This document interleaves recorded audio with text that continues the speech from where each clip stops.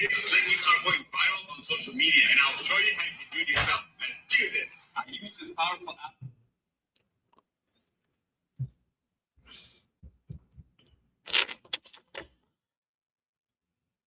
All right. I know it ain't even morning, so I ain't gonna say good morning to you ugly ass niggas, but good afternoon to you ugly ass niggas. We running a little later than normal because I had an audition to tape early this morning. So I had to knock that out. But we here.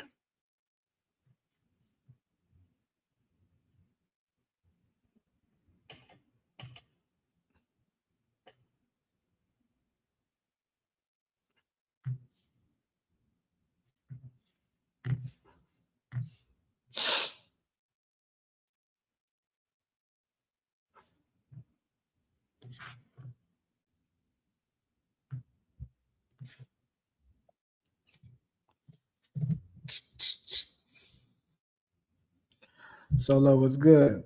What it do? Are you live? Yeah. Oh, where Taj? You about to pop up. Man, I was on a call. My bad. I just got started. I see. It's only been 2 minutes. I was like, oh, hell. Ain't that damn late. Now, how that Solo beat?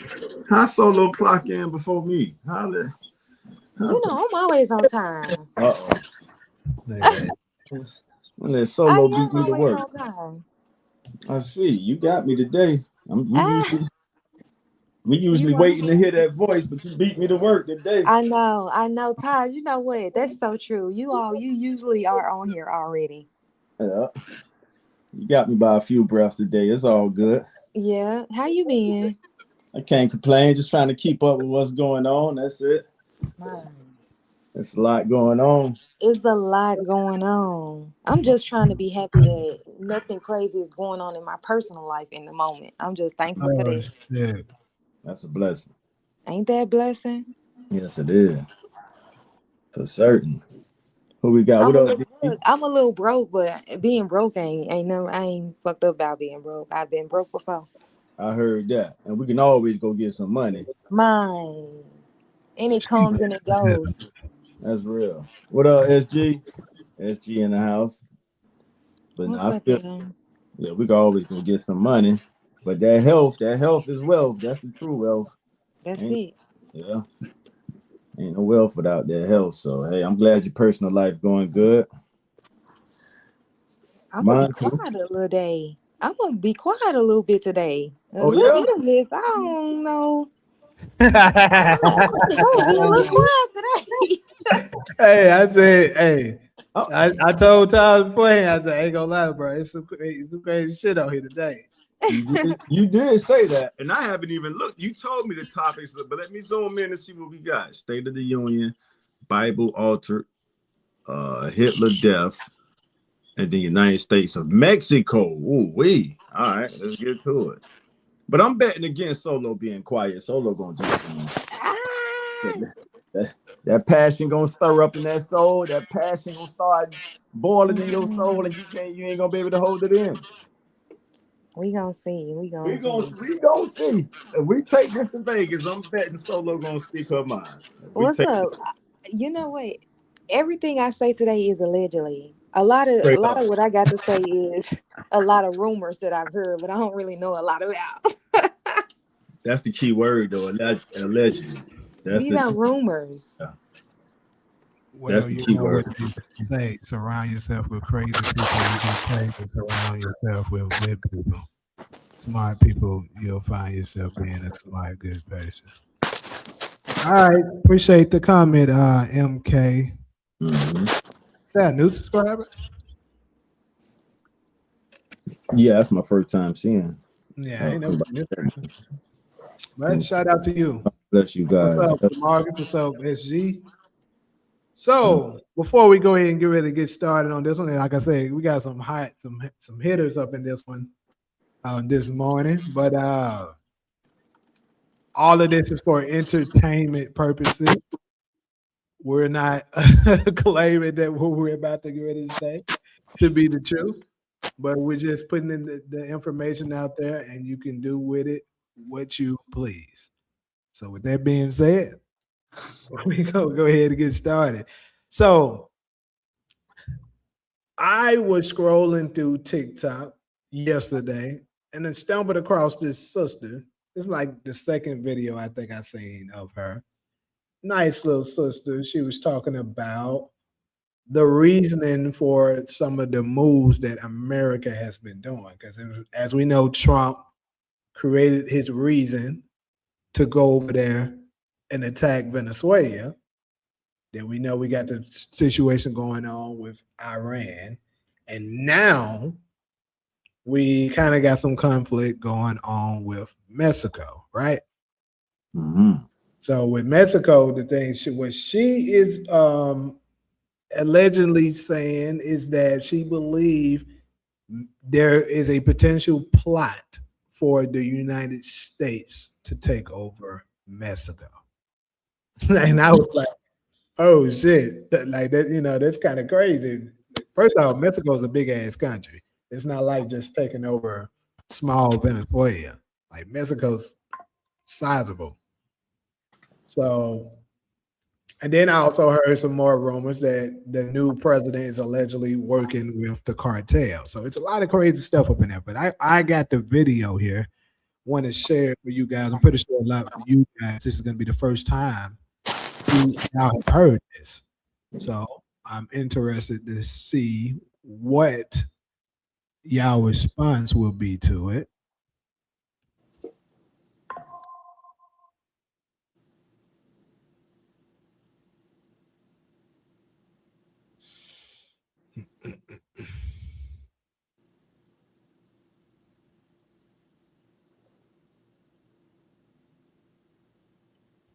Ever notice there's a church on every block in the South? That's not by accident. No, they didn't build churches to save you. They built them to control you. The Bible was altered in 325 AD by the Roman Empire to create one belief system for easier population control. At the same time, they demonized astrology and called it witchcraft. My bad. Why? Because your birth chart is your life map. It shows you your purpose, your gifts, your challenges, and your path. Where is that shit? Knowing your personal blueprint helps you move with clarity, self-trust, and direction instead of constantly searching for external validation. But they couldn't have it. So they programmed generations to believe you're born sinful, you need saving, don't trust yourself, and the answers are outside of you. The martyr complex was intentional. Religious families in the church belt passed this down for 1,700 years. Something moving down here. The education system reinforced it, never teaching you your design. Why? Because the United States corporation can't profit off you being ungovernable. So the same empire that altered scripture also demonized the tools that would give you sovereignty. The question is, are you ready to deprogram? Link in bio.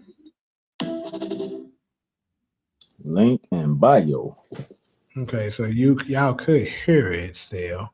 Yeah. Actually, for the Bible one, I played the wrong one. My mistake. Mm-hmm. That's it. Interesting though. Remember, me and Cairo had a text thread about the I did some research to actually go beyond the name Jesus and got all the way back to that Latin name I sent to you a couple days ago. So she was on point with the 325 stuff and the yeah, and we're gonna get right into that the next live when we get there. Actually, my mistake, Matt, Tosh, you're familiar with him. I'm not sure if Solo is. I told you about him, but anyways, Maverick Approach is the one who actually was talking about this. All right, messed up. But anyways, here's the video for the plot, potential plot to take over Mexico.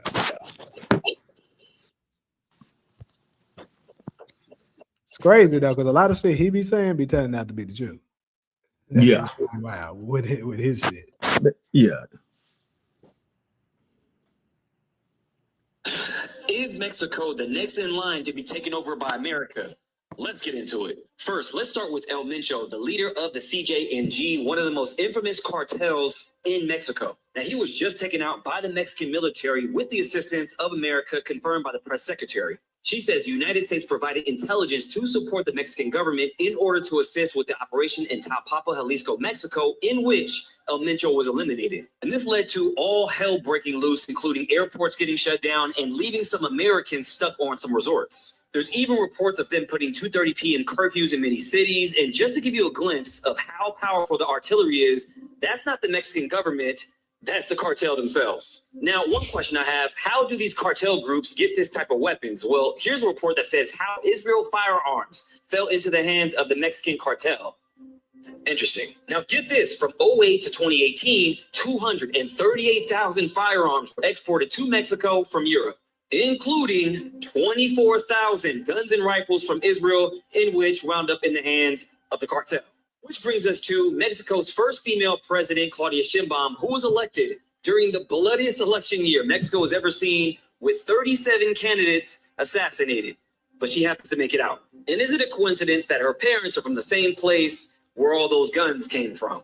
Then she actually threatens to sue Elon Musk after he says she's a puppet for the drug cartel. And two things can be true, because what if she was placed there to induce a civil war, only to kick off the Monroe Doctrine? Now, what is that, you ask? It was issued by President James Monroe in 1823 to take over the entire Western Hemisphere, including Canada, Greenland, and all of South America.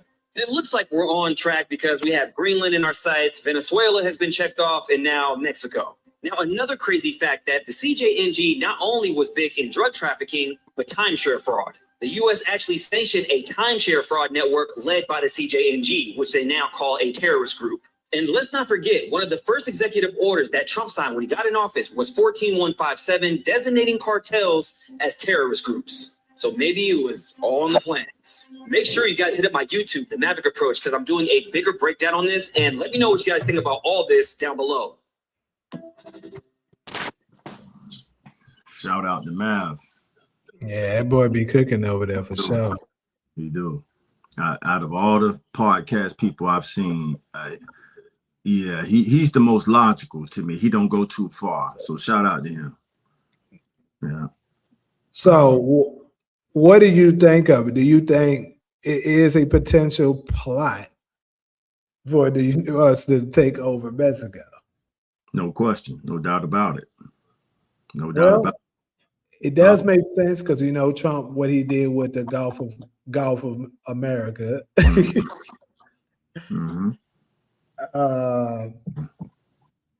And then that was also crazy to me, that, because I'm not gonna lie, when he first showed the little tanks and stuff like that was on there, I definitely thought that was the government. He was like, no, that's the yeah. I was like, what? How the fuck the cartel end up with that? Yeah, so that there should kind of let you know that it's some kind of inside job that's going on. Because there's no way a cartel, I don't give a damn what cartel, should be able to have access to something like that. Mm-hmm. So here's what I don't know. Maybe you guys can fill this in. Solo, you probably definitely know if Taj does. So the Mexican leader that ended up getting taken. Now, Todd, I'm pretty sure you know this. The Mexican leader that got taken out, who exactly took him out? I don't know, to be honest with you. Okay. Yeah. I heard a little bit about it from my neighbor. My neighbor was just telling me about it. So this is my second time really being brought up to speed on what's going on. You talking about the cartel member? The cartel. Yeah. I heard it was the Mexican military or the army. Okay. So that I was kind of thinking that. So my question is, why the hell are they mad at us about this shit? Because we help them. Mav said that too. Mav said the U.S. gave the Mexico government intelligence to help take this out. Yeah. So that's where it is. The United States helped them, and so now they're mad at us, holding hostage of people and shit like that. Mm-hmm. And it's crazy because my acting coach is talking about trips and stuff to Mexico. I'm like, ain't nobody going over there right now. Yes. Yeah, that's what me and my neighbor had a conversation just yesterday morning, and she's about to go over there for some type of trip, not to put her business out there, but she the one put it on my radar, and I was like, "You sure you want to take that trip now?" You know how it is once a person to put their money, but that money ain't worth your life. With me and Solo were just talking about your personal life versus money. So I have to see what decision she make, but she definitely told me about it. And I remember saying this to her. I was like, hey, if they didn't have no problem taking Malcolm X son out, they not gonna hesitate with us. So be careful.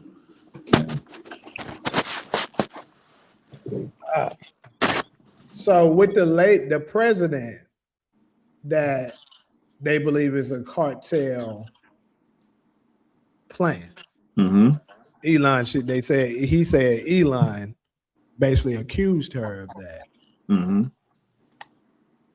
So she wouldn't want this to happen though, right? If she's a cartel plan, right? Don't that make sense, or am I tripping? It kind of threw me how you worded the question, Solo. Unless you caught, did you understand how you were saying that? Because you said she when you say she wouldn't want it to happen. So okay, let me explain a little better. So basically, what I'm saying is, if she's a cartel plant, mm-hmm. why? And they just said the United States gave the Mexican military some intelligence to be able to get it done. Mm-hmm. Why would she support that if she's a plant for the cartel? She would want to see him. Oh, got you. I got you now. All right, because the U.S. is the global superpower, and if the U.S. already provided intelligence, and they say take me to your leader, 9 times out of 10 they're gonna take you to their leader, and she probably had to give somebody up to keep a clean face as a president. I mean, that's a hell of a position to be in, to be a plant as a president. As a president, you got to be diplomatic. So if the most powerful nation in the world, which just so happens to be your northern neighbor, comes to you and say, hey, check this out. We got this intel. Here's what, knowing America went and told them what they was about to do. Knowing America, here's what we're about to do. If you don't do it, we gonna do it. You saw it just happen in Venezuela, right? So flip a coin and make a decision. And that's pretty much how we get down. Okay, so like, but love I'm it or hate saying, it. If I'm the cartel, shouldn't I be mad at the damn president too? I don't give a fuck. Not if if you Yeah, but you give a fuck about the whole country getting and I've been waiting for the right moment to share this history. So, and I'm sure you and Solo are familiar with the history of the U.S. as a part of Manifest Destiny took Texas and California from Mexico. Mm-hmm. Now, the part most people don't know is that after that happened, Mexico, text my phone and correct me if I'm wrong. Mexico pretty much told the U.S. government, y'all can have the rest of this. And the U.S. government was like, nah, we'll draw the line at Texas and Mexico. Over there was Solo at Arizona. My bad. Don't forget dropping your location. Forgive me. I don't know if you ever let it be known what state you was in, but anyway, so pardon me on that. What's that? What's West Arizona, Solo? What is Nevada? Nevada, yeah. Nevada. So that's what the U.S. took. What most people don't know is that they didn't, before the U.S. could go any further, they was pretty much offering the land up. If there's any Mexican homies out there that want to correct this history, hey, I love to learn. But that's how it's. So I'm saying that to say, when the U.S. show up, man, whether it's bully or whatever their reason is, what's the phrase? Get down or lay down. So that president is between a rock and a hard spot, and it sounds like y'all just schooling me to this stuff. It sounds like she took the diplomatic route and followed the U.S. orders, and somebody had to be a sacrificial lamb. I mean, I feel that, but I'm just saying, as crazy as a lot of these cartel members tend to be, I mean, I could imagine them being like, I don't give a damn what the hell happened. You should have never, you should have found a way to make that shit steer them in another direction or something. That's in the civilian world. Right. But that's in the civilian world. And when you get into the national power and world power, it don't always pan out like that. If that was the case, then just take the whole they don't, but they still looking at it that way, the cartel. Yeah, but they understand their history too. That's why I shared. I wasn't going to share it right away, but you kind of gave me an opening to go ahead and share that history. So I mean, that's the history of the world we live in. America took Texas, from Texas to California. They took that from Mexico. I just got to share this personal memory I have with a Mexican lady. We went out to eat, and I'll give you the location. It was at the IHOP on Sunset. And a white group of people came and sat next to us. And before they sat down, we was talking about stuff like what we're discussing now. And I can't remember what led up to the statement I made to her, but I guess it got to a point where she kind of started whispering. And I had to remind her, I'm like, this y'all shit. Yeah, I know it's the United States now, but you don't have to, what's the word? You don't have to be docile. You don't have to tuck your tail because they just sat next to us. I'm a black man telling the Mexican lady, this y'all shit. You understand what I'm saying? And I saw her eyes light up a little bit, like, yeah, because that's what we used to. Like, we gonna speak our mind and stand our ground. So when I saw her kind of, shrink a little bit when they sat next to us, I'm like, nah, you don't have to do that around me. Like, be like, hey, what happened, but the fact still remained. Those people was here before Manifest Destiny took place. You know what I mean? And that's the truth with proof. But again, for the third time, what most people don't know is that the Mexico government was offering more land. And I'm gonna fact check that, to make sure I got that in order. But I remember learning that when I was doing my American history studies. And America was like, nah, we don't need all that. We want Texas to California, and y'all can have the rest. Because remember, your question is, like what's going to happen, right? If I think it was sort of like, can America take over Mexico? And if we take this to Vegas, I'm betting. I mean, I think it's unquestionably we can. The thing is do you believe that's what's going on, basically? Yeah, I think Mav, and you put Mav on my radar, and I give that brother a shout out. Every time I've checked out his podcast, what I like about him the most, he kind of reminds me of my mindset to where we're logical thinkers. We don't go that far into the conspiracy theory. So I've seen on multiple podcasts where some of his hosts kind of go out there and he'll reel their ass right back in with logic, and I love that. So he kind of won me over with that part. So yeah, bro, it can happen. And he's basically saying by President Trump already setting the stage, like, we're going to label cartels terrorists. Like, who else who's the closest cartels to the US? You know who the closest cartel? It ain't no cartels in Canada. So that was very strategic on Trump's behalf, and let's see how it play out, but yeah. Man, if they could fly over water and do that to Venezuela, and I know you said Mexico is bigger than Venezuela, if we take this to Vegas, I wouldn't bet against the U.S. That's what I'm saying. Well, shout out to DeMarcus. You said, what y'all think about if Donald Trump run for a third term, that Barack Obama could run and Kamala Harris could run for president in 2000? Ooh. I vote neither. The only way Trump could, Trump wouldn't run for a third term. He would have to start a war, and just like FDR did in World War II, and he would be extended a third term. That's the only way it can happen. So it's unconstitutional for him to run for a third term. True. And I'm pretty sure he knew that. He just probably was like. He probably just throwing out a hypothetical because, it's been a lot of talk about Trump potentially doing a third time. Yeah. You have to start a war to do that, which it looks like he's preparing to do. I was focused on Iran. Now, like, take it from there, Solo. Solo, that passion building up. Huh? You ready to speak? You said I was just about to say, you said he got to start a war, and I'm like, he 2 years early. I don't think it's gonna start. Remember, right? Remember when we talked about that? I said I don't think it's gonna happen that soon because of what you just said. It's a little early.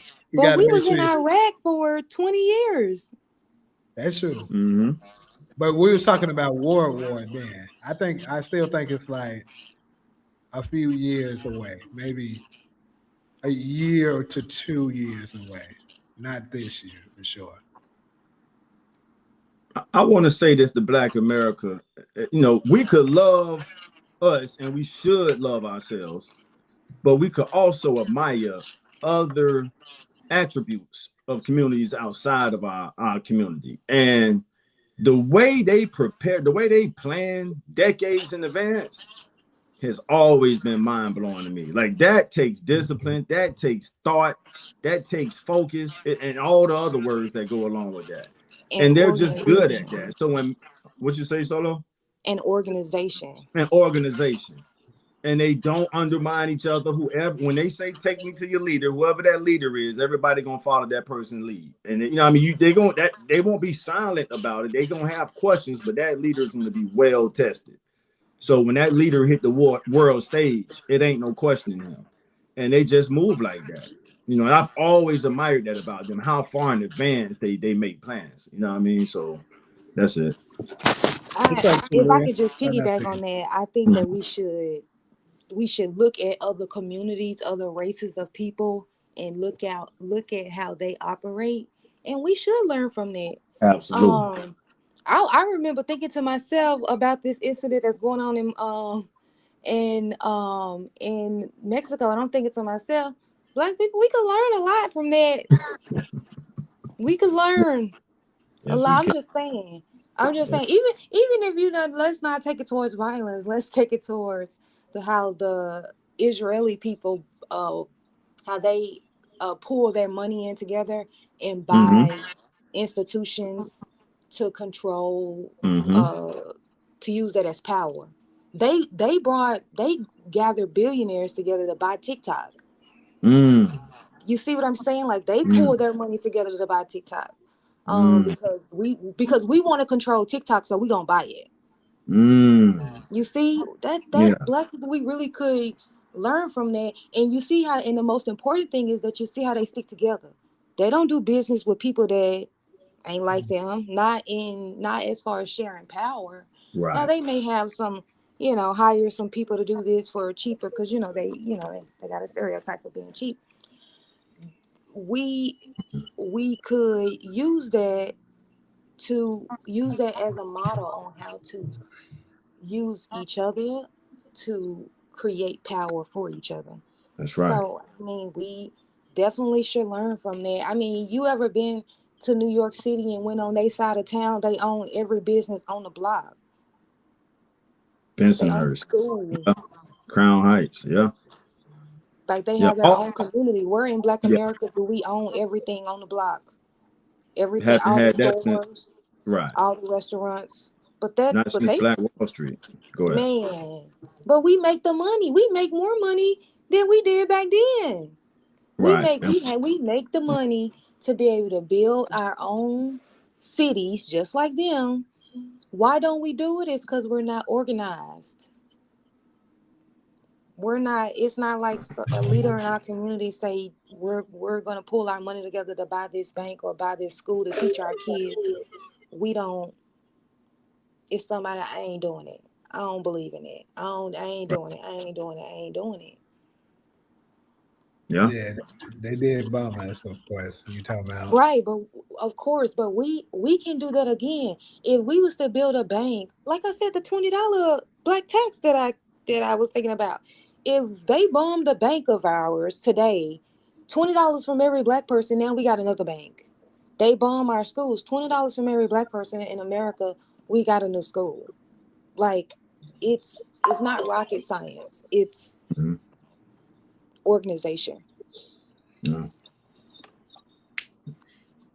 Well said. All right. So guess I'm transitioning over. And the only thing I would say to that point before we move on is that, I mean, is it possible that America is trying to take control of Mexico? At this point, we're not shocked. Right. And I think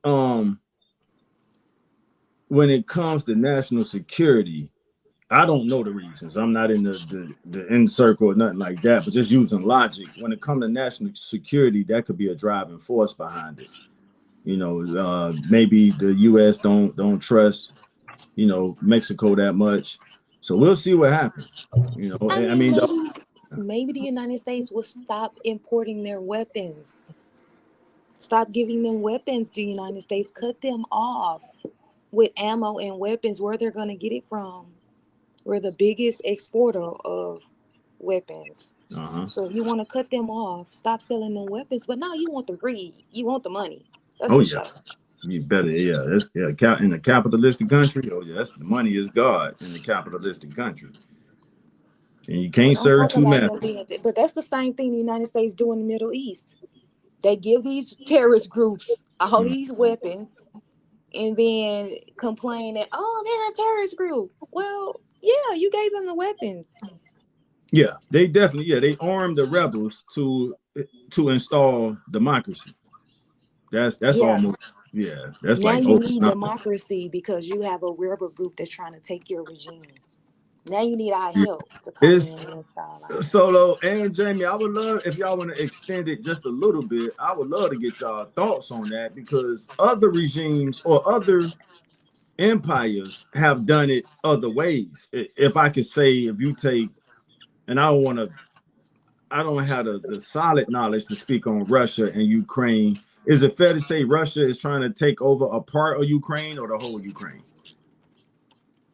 Russia isn't really. I think Russia wants Ukraine to come to an agreement. I honestly do not think Russia wants to take Ukraine from Ukraine, but as long as Ukraine, because I don't know if you know this, but they fired a deep missile into Russia. And last year when Biden was in office, Russia said that if you do that, we nuke you. So we're looking for Russia to respond because they fired a missile deep into Russia. And so Russia is sort of like, oh, you done lost your mind, sort of like that. So, but the overall war, I think Russia is fighting this war because they don't want Ukraine to become a member of NATO.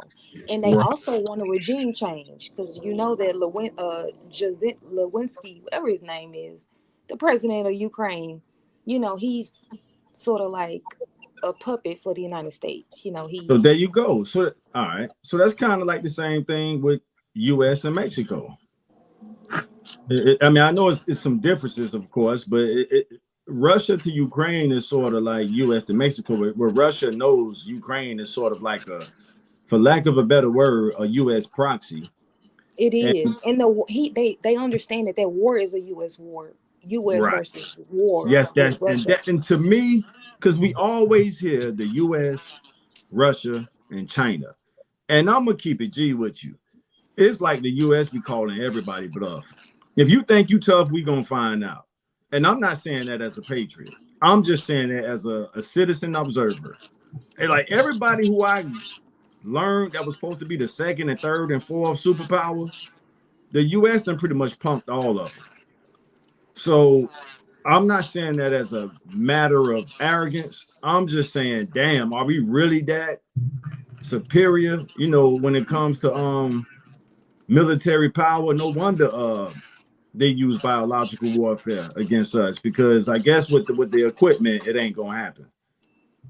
I mean, think about that. That's so if we do role reversals, that's like Russia getting Mexico to shoot a missile deep into the U.S. Everybody know what would happen if that took place.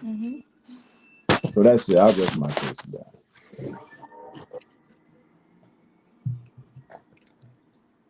So I mean, Ronald, I'm guessing he's responding to I know that's what he responded to DeMarcus super chat saying anything outside the 22nd Amendment would require another amendment to allow him to be elected 3 times or an extension. An amendment requires 2/3 vote in Congress, ratification by 3/4 of the state. Does that include? Go ahead, Solo. Oh, my bad. I was just gonna say all it takes is for that Middle Eastern country over there that we can't talk about. If they tell our Senate that they want Trump to be in their 3rd term, Trump gonna be in their 3rd term. You're saying that it requires them to vote, you know. Yeah, I see. That's new to me. So, Ron, are you saying they could do that without starting the war? They could just do because I'm not that familiar with I'm gonna be honest with you, I'm not familiar with the 22nd Amendment at all. So, are you saying the 22nd Amendment would allow him to run for a 3rd term, with the exception of starting the war? And what up, nephew? I see nephew Ghost in the house. Now, we was late, nephew, not you. Jamie had to handle some business, so we was a little late today, but we're glad you made it. Yo, I'm at work. My apologies for tapping in late, nephew. Like, he late. Nah, he usually the first one. All right, where were we? We already been that. Solo. Ali gave you a shout out. Solo. Talia in the house. What up, Talia? UAN. Well, you got it, James. No, I was just going to say the 22nd Amendment, that's the one that prevents the president from being a president longer than 8 years, doing more than 2 terms. Okay, so that coincides with what I said. So the only way to get around that is to start a war. I thought he had a loophole to where you could run for a 3rd term without starting the war. But yeah, so perhaps it is something in there that I just know that's that one. But maybe it's something deep, in there of what he's talking about that maybe is another way around it. I'm not sure. I think we're on the same page with that. He kind of gave us the political language, but for people who not that deep into it, for all of that to apply, any president would have to start a war, and the only president that has done that was FDR. All right, let me respond to Ant-Man. Resources is the money. They only thrive because our land. So, but which resources, Ant-Man? Human resources or natural resources? We could move on, y'all, whenever y'all ready. Because money is backed by human in the U.S. is money backed by human resources or natural resources? I guess that's both, really. There you go. But mostly human resources. It's really monopoly money without the people. So Ronald responded. He said, a war has nothing to do with it. Forget that. It's not about 8 years. It's about being elected only 2 times. I am talking constitutional. But that still didn't clean nothing up, Ron. So you tell us to forget something, and you're saying a war has nothing to do with it. Forget that. It's not about 8 years. It's about being elected only 2. So you made the same point in a sentence. We're talking constitutional law. So you're losing us a little bit. So unless you understand what he's trying to say. A president is entitled to 2 terms unless a war breaks out, and then he could stay in office for a 3rd term. Unless you know a constitutional loophole, share that with us. That's what we're here to do, is sharpen each other, not degrade and condescend. But so enlighten us, because it sounds like we're saying the same thing, but you might want to word it in your lingo. And I take the Malcolm X route, which is Malcolm X could speak intelligent like that too, but he chose to speak on a 5th grade level so everybody can understand. And I strive to do the same thing. I'm not trying to speak super intelligent where you lose 80% of the audience. I rather speak on a middle school level. That way, even middle school students can understand what I'm saying and have access to power, knowledge power, wisdom power before their time. Right. And yeah, so as far as the part where you're talking about, that's why we hold birth certificates. That's going to be a big topic for Sunday. So but we on the same. So at least me and Ant-Man on the same page with that. I'm all for a good disagreement, but not when somebody just want to be right. It's backed by us, the people. Right? I said that a couple shows ago. All right, let's move on. The U.S. dollar is backed by a human resource, not a natural resource. A lot of countries back their money off natural resources, oil, whatever resource they have in their country. Our dollar is tied to our. That's why major corporations have human resource departments. Think about that. I don't even think other countries got that unless they got it from us. So that's something we overlook, but it's right there in our face. Solo, I know you're familiar with that. You got experience in the business world like that. Every major corporation has a human resource department. So on the national level, our dollar is tied to us as people and how hard we work. That's what gives the dollar value. It's pretty much monopoly money until we connect our labor to it, is what I'm saying. They took it off the gold standard in 1913. I'm here to share knowledge, y'all. I'm not here to try to sound smarter than anybody. I've learned this stuff over 40-some years, and I'm here to share what I've learned with the people and hoping that it could benefit somebody. I'm not here to outsmart nobody. Go ahead, James. All right, so I'm going to go ahead and go to this next one. Basically, one of the ones that I shared earlier was for this topic, like I already said, but yeah. Pretty much what she was saying is the Bible, and you know, I kind of touched on this before, I think on the morning show and on the Blackjack Chronicles, but it's but I didn't kind of bring the Roman Catholic Church aspect to it. And she kind of touched on that, so I thought it was interesting enough to bring it up. Because like I kind of covered Sunday, but it was very brief. The Roman Catholics is behind a lot of this bullshit that's going on, but they under the radar. Ever notice there's a church on every block in the South? That's not by accident. No, they didn't build churches to save you. They built them to control you. The Bible was altered in 325 AD by the Roman Empire to create one belief system for easier population control. At the same time, they demonized astrology and called it witchcraft. Why? Because your birth chart is your life map. It shows you your purpose, your gifts, your challenges, and your path. Knowing your personal blueprint helps you move with clarity, self-trust, and direction instead of constantly searching for external validation. But they couldn't have it. So they programmed generations to believe you're born simple, you need saving, don't trust yourself, and the answers are outside of you. The martyr complex was intentional. Religious families in the church belt passed this down for 1,700 years. The education system reinforced it, never teaching you your design. Why? Because the United States corporation can't profit off you being ungovernable. So the same empire that altered scripture also demonize the tools that will give you sovereignty. The question is, are you ready to be programmed? Link in bio. Okay. So basically, the part that really stood out the most for me is the portion where she's talking about how the Roman Catholic back in what did she say it was? Anyway, yeah, that's Constantine, 325. 325, right?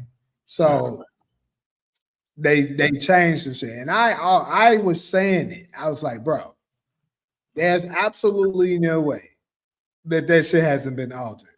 Y'all can I actually think we got to be somewhat insane to believe that it hasn't. Now, I believe some of it has to be there because, according to their laws, they have to tell you before they do stuff. But they are using trigonometry or whatever to kind of finesse you a little bit to believe shit that's not exactly so. So she's like, that's the reason why they got these false teaching ass church on every block to do this. And it's hold on. Power Fan said the mark of the beast is money. You can buy, sell, or live in this world. You can't, buy, sell, or live in the world without it. Money being involved, the beast is the nations of the world. That's an interesting take. I've heard it before. Yeah, it makes sense. Yeah, because one thing you said, Jamie, is that whatever it is, whether it's a chip or what the guy said, Revelation say you won't be able to buy or sell without it. So it would make sense to blend it all in. But the only part about that is that the part where what it's saying, I mean, without it, you wouldn't be able to buy or sell. Yes. But damn, I'm trying to think about the part of the. Hold on, let me go back and review that. Jimmy, what do you mean Roman taxes? Even though we know that a lot of them is behind that shit. I mean, that's who the first version. Since we're talking about altering the Bible, the first version of the New Testament was in Greek. So when y'all hear me say, I'm just gonna stick with I go from Genesis to John. You know, that's kind of for the first time, I guess I'll go ahead and put it out there. I just don't trust them people like that to get my. And they're the ones who turned our nation. Now, y'all have heard me say this multiple times on this platform. It was the Roman Catholic Cathedral that turned our nation into a religion.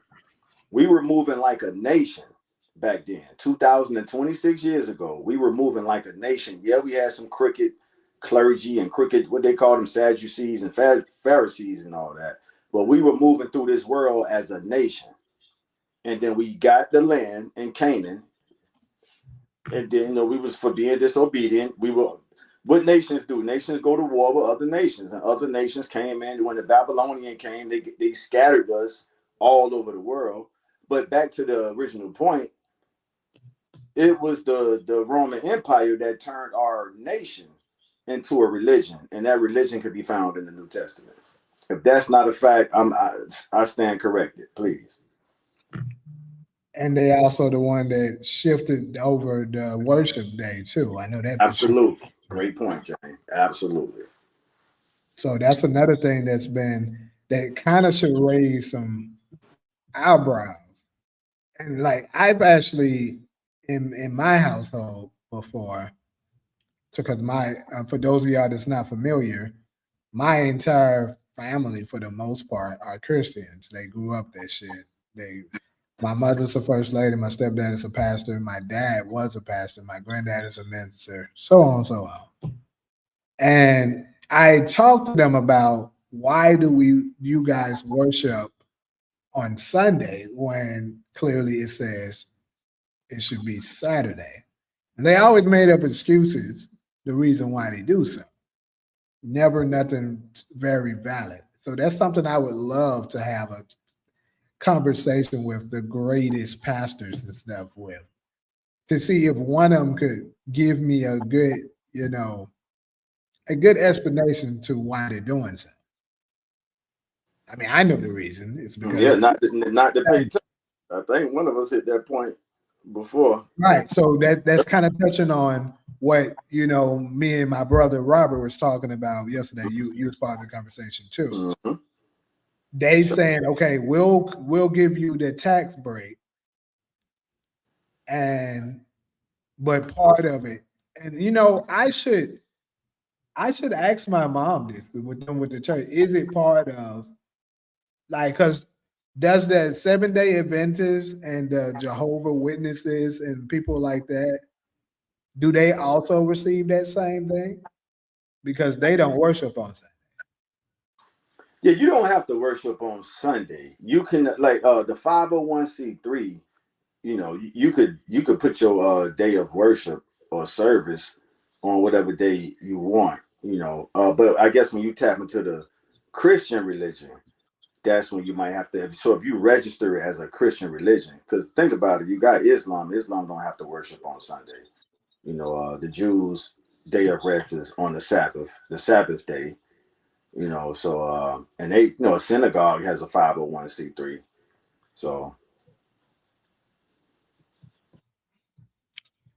well, anyways, That one I just wanted to touch on very briefly. Solo, you got something you want to add to this before I move on? I understand that the Bible was, originally wrote in a certain language and it was, translated to a different language. Then, they have all these different versions of it. So I get that, people may have changed words to make something sound softer or changed words to make something sound, easier for them to invert their theology. And I think that, maybe they put certain words in there so they can be able to go back and embellish what those words mean. But I don't believe that the story is wrong. But I do think that, of course, if a Christian was translating the Bible, then of course he put some of that. I don't necessarily say that he would put Christian theology in there, but I do think that maybe he's changed words, made emphasis on certain words that's easier for them to convince people that the story is what they claim it to be. But as far as like the actual story about the Jews and what will happen, what's supposed to happen, I don't think that that's been changed. It's not, because it predates, and thanks for making that point, Solo. The Torah, the Old Testament, predates the New Testament by thousands of years. So when you have, the scrolls and the papyrus and all this stuff to show what the Hebrew Bible was, that would be very audacious to try to change that. So what they did is they took all the prophecies out of the Old Testament and did their thing to fulfill the prophecies in their new religion. But I don't think they did. That's why I say that I don't think the story has changed. I think that they have imposed their theology because they know a lot of people are not actually reading the Bible. They're just going off what the preacher is saying in church. So I think that they have a theology that they base off the Bible, but their theology isn't what the Bible teaches. It's just, a different version of events, even though it specifically contradicts what the Bible says. And they're banking on people not reading it. Yeah, that was a good bet. I see value in this comment right here. So Jimmy Meyer say modern Christianity is 90% England, 10% Israel. I'll speak on the 90% England part because I don't know much about the 10% Israel. I'm glad you left that comment because King James is the one who snapped the connection between the Romantic Catholic Church. I shouldn't even say church because church is a Scottish. When you do the etymology of church, that's actually an English-Scottish word. So that's why I say cathedral when it comes to the Roman Empire. But King James wanted to know, if I'm the king, why the hell do I have to answer to the Pope? That was a hell of a question to ask. Like, I'm the king of England, right? Why am I answering to anybody? So he the one who disconnected from the Romantic Catholic and entered the Church of England. And that comment gave me the reminder to share that with y'all. So I'm glad he left that comment. Modern Christianity is 90%. That's something to meditate on. 90% England. So it ain't, we can almost take, but they still took the literature. The literature still travels through time from 325 AD, which is what you played on the video. That's what the lady said. So it's not like the Church of England changed the literature. Yeah, they changed it from Latin to English, but they disconnected answering to the Roman Church, the Roman Empire. So, Rana, I don't think I would. Go ahead, Sala. I was just gonna say, well, modern day Christianity is, they say that the church is the new Israel. There is no such thing as a descendant of, like, they sort of inflate. They say that Israel is now a spiritual Israel, where you believe you're now Israel, or they may say that the church is now Israel. So it's no descendants of Israel. That's theology. That's not a nation. Right. The church is the new Israel. So modern day Christianity is theology. It's not That's right. And you always say that. So correction accepted, Ron. I appreciate you. So wrong, King Taj. That was Henry. Yeah, you know your stuff, and I can tell you know your stuff, but that don't mean I ain't gonna I ain't gonna get on you about that president stuff. We'll move on from that. But Ron say wrong, King Taj. That was Henry. I don't know what that Roman numeral is. That left the Catholic Church because the Pope would not annul his first marriage. So he said, all right, there you go, F the church. So correction accepted, no problem. So it wasn't King James, it was King Henry. Fair enough. Hey, these human memories slip, bro. So that's what we're here for. To keep each other sharp. That's what here's for. Go ahead, James. I was just gonna say, I'm pretty sure I don't think nobody here believes that spirituality and religion is the same. So I mean, I think we're in agreement with that. I was addressing his first comment. All right. Big difference. Yeah. Yeah, but what exactly is spirituality? I like how Ethiopian Emperor Haile Selassie said it, and I can't remember it the word verbatim, but he basically was like spirituality is directly from your soul to the universe or to the spirit of life. That's spirituality. Religion is all this stuff we got going on in the world, which is so hella divisive. That's how you know who the author is, because it's hella divisive. If any religion had the empirical truth, the other ones wouldn't matter. Let's meditate on that for a few breaths. If any religion had the empirical truth with proof, the other ones wouldn't matter. That's how you know religion is divisive. And spirituality is your direct connection from your soul, your conscience, your mind to the spirit of life. I won't say the universe, I'll say the spirit of life. Yeah, religion is more based on kind of philosophy of what's being taught, you know. Spirituality is more so your own inner self and what you believe. Right. And that's what I practice. I've studied them all. Started out Baptist church, went Nation of Islam, and I treated them all like schools of thoughts. Just like you go to middle school, high school, college, you know, and some people go to grad school.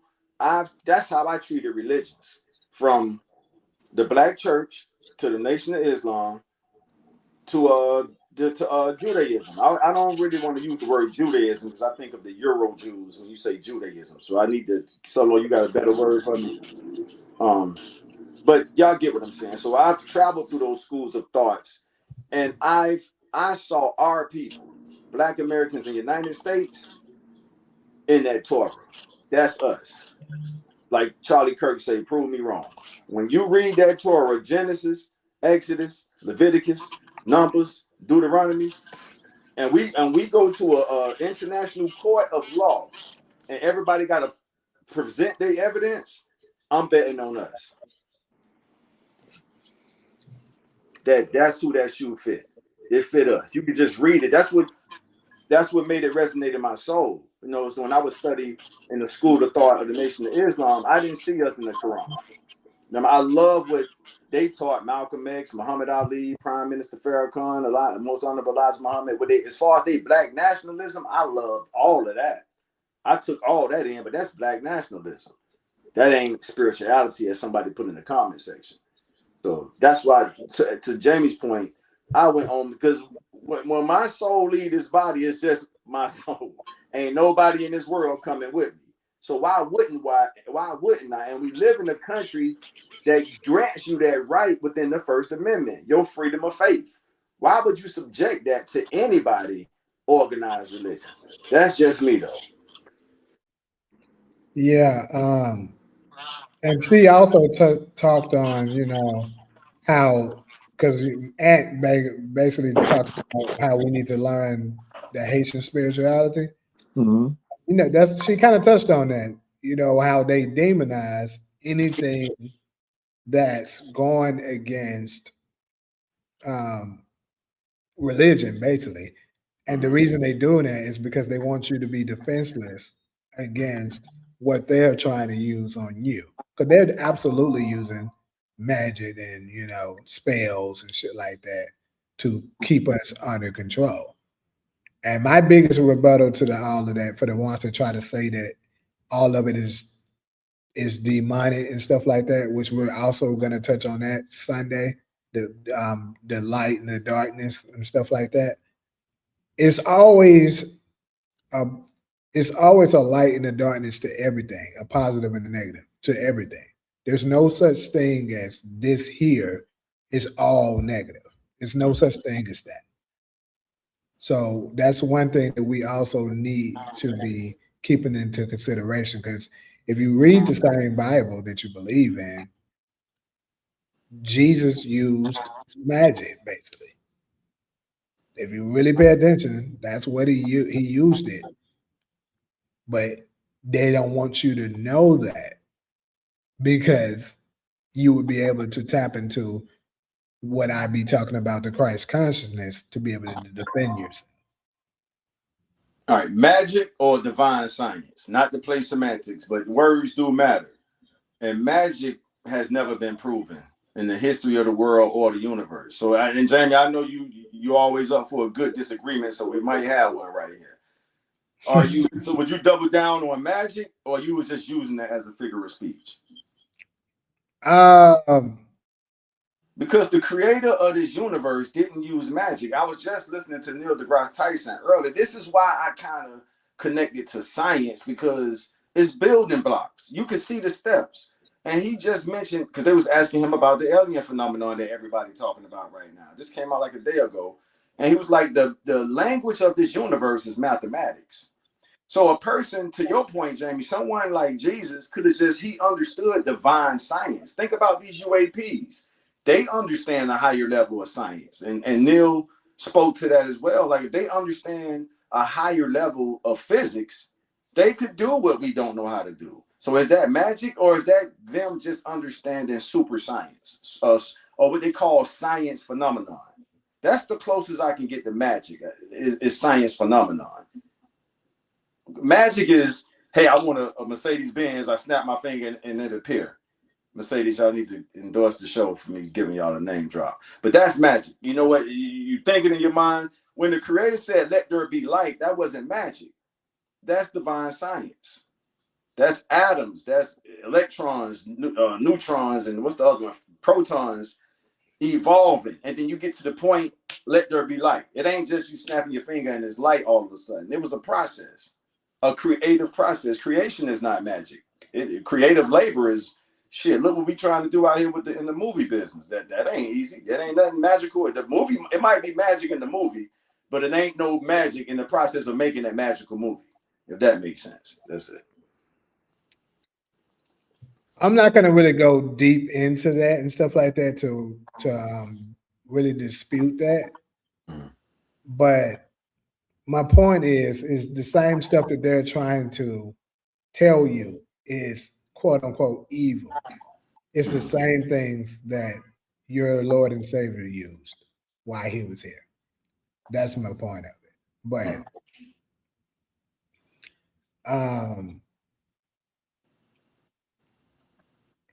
DeMarcus, is the videos you're talking about relevant to what we're talking about? Society flipped everything witchcraft from to mean evil, which is actually the truth, and magic is unbelievable. Yeah, society flipped everything witchcraft from to mean evil, which is actually the truth, and magic is unbelievable. All right.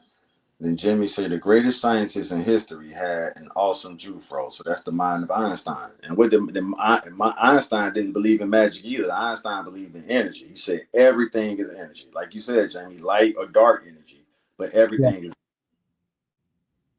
Yeah. So, yeah, like I said, if you don't want to use the terminology magic, fine. Right? But my point is, it's not evil automatically because you're using something like that. Right.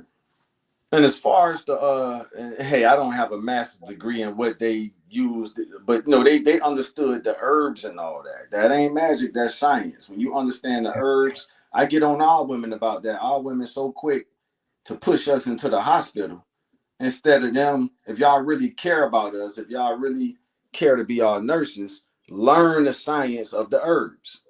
while we out here fighting these wars. When we come home, hey baby, try this herb. It's supposed to make you whatever. There's a fruit or a vegetable for every organ in our body. The creator didn't play no games, man. The creator knew what it was doing. Yeah. Think about that. The fruit tree, this ain't evolution, because the creator said, okay, for this fruit tree, whatever the fruit tree is, if you eat this fruit, it will benefit a certain organ in your body. That's divine design to me. That ain't just some shit happening, out of evolution. That's somebody thinking about the creation he's about to make.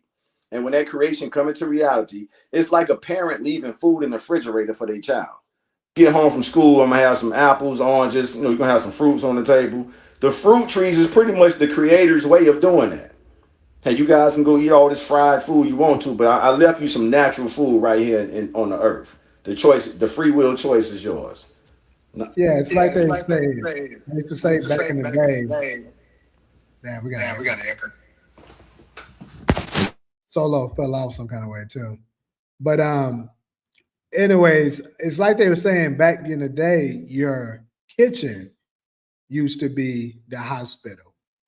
But now, it's, go to the hospital. You got to go to these people that good damn well are lying to you. They're going to always basically diagnose you with whatever they can make a profit from. That's right. Spot on, Jamie. I'm with you when you're right. I'm up for a good disagreement too, but I'm with you when you're right. And our women, that's in my top 3 things. I'm gonna put an address on it, that Black American women, from my experience and other men experiences who I know, they so quick to send us, and they try to use that reverse psychology. Y'all need to go. Yeah, we will go to the hospital when it's necessary, but it's a lot of stuff we can do outside of the hospital to heal ourselves. And if y'all not gonna help us, all right, then that's just y'all taking that side. That's y'all being on that side of history. But it's right there in the book. I've given you every seed-bearing herb to heal the body. And that's why one thing I will give the Caribbean women a shout out for. I'll let you do it then. You got it. I was definitely about to do it. You got it. I gotta say, the Caribbean girl I had, boy, she was very much into that. Like, and when I got sick with COVID, she knew exactly what to put together. Drink this, take this this amount of times a day. Talking about that shit was gone like that within about 2 days. Bless her heart for that. Bless her soul for that. And I'm not trying to tell our women what to do, or maybe I should, but I will put that out there.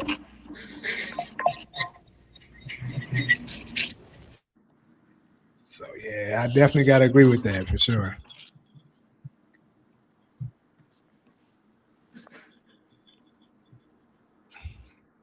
Yeah, I've tried CMOS DV. I got to get deeper into it, but I am aware of it.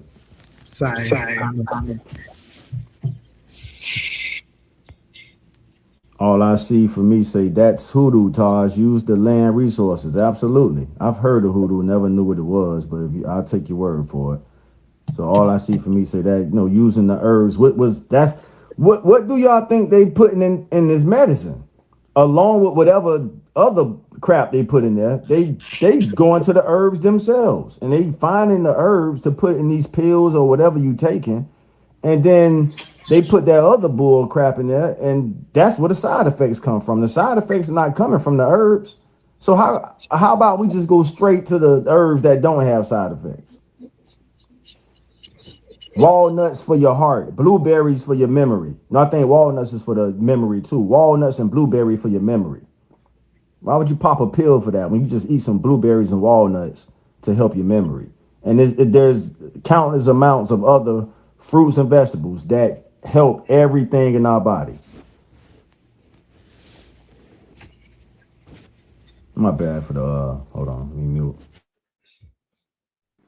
I was gonna say, for the medication, I think a lot of the substances they use are synthetic, and they know that the herb will give you the cure that you want.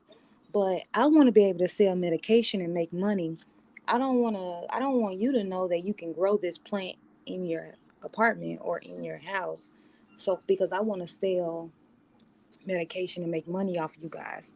So of course I'm not going to tell you guys how to cure yourselves at home.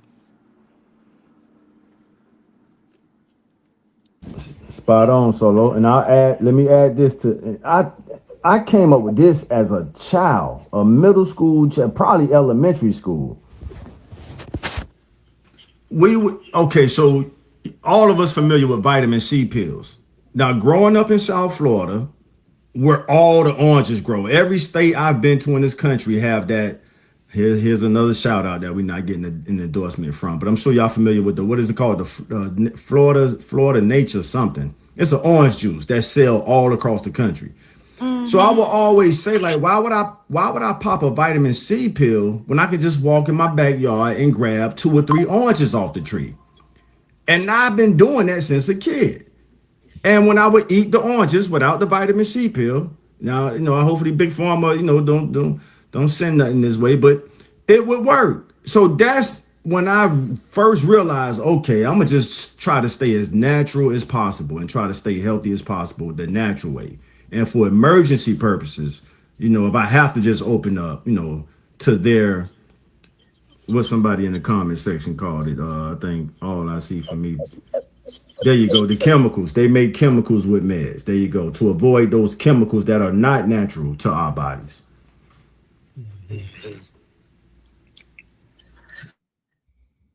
Well, now time to transition again. Now, I didn't watch all of this, but it was one part that was a highlight. 2 parts, actually. That was a highlight that I seen that they were advertising about. Yesterday they had the State of the Union meeting with Trump and the rest of the people or whatever. And 2 things that stood out. One of the reps, Al Green. It's crazy because one of the reps' name is Al Green. A lot of the black people in the comments at first thought they was talking about Al Green, the singer that's from Memphis. But no, it's a politician named Al Green that basically was shouting out with a sign, "Black people are not apes," during the State of the Union. So that's one thing. And another one that I thought was pretty damn hilarious, but at the same time, very eye-opening. Jimmy, what are you talking about, gold member? But anyways, but I wanted to share this video because I thought this shit was funny. So pretty much Trump told them that anybody in this room that disagrees with this statement, don't stand up. And pretty much the statement he had said was that our job is to support America first, not illegal aliens. And I'm gonna let y'all see pretty much what happened after that. And I thought that shit was pretty goddamn funny.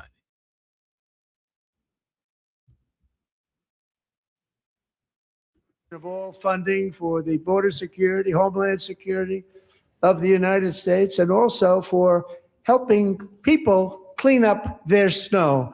We have no money because of the Democrats, and it would be nice.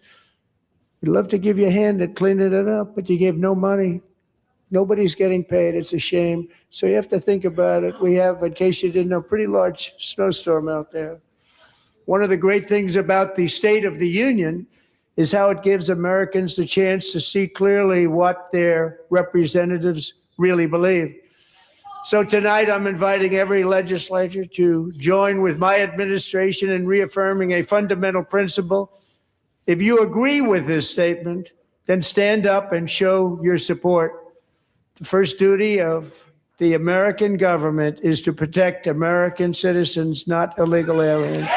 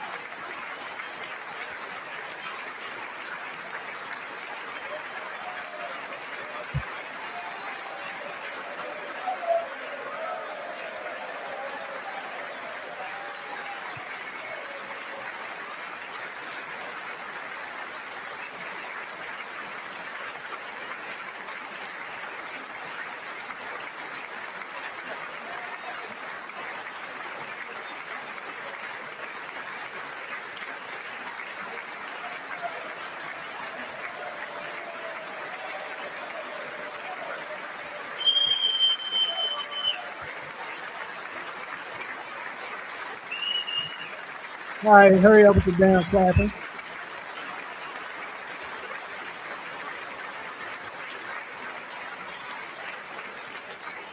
That's what I say. Shame. You should be ashamed of yourself not standing up. You should be ashamed of yourself. That is why I'm also asking you to end deadly sanctuary cities that protect the criminals and enact serious penalties for public officials who block the removal of criminal aliens. In many cases, drug lords, murderers all over our country. They're blocking the removal of these people out of our country, and you should be ashamed of yourself.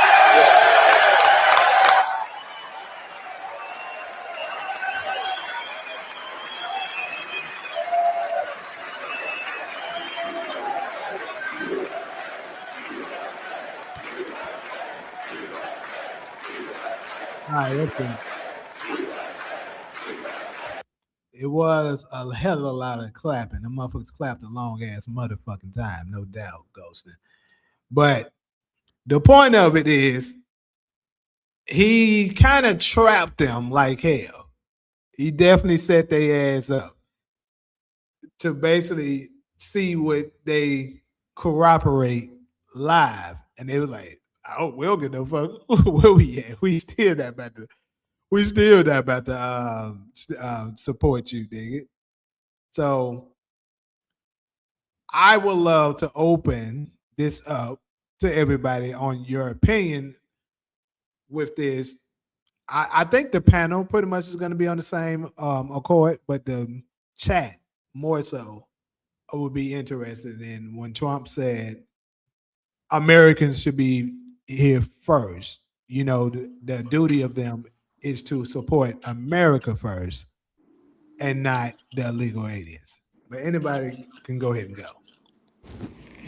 All right, I didn't think that was funny. And I think it's very convenient.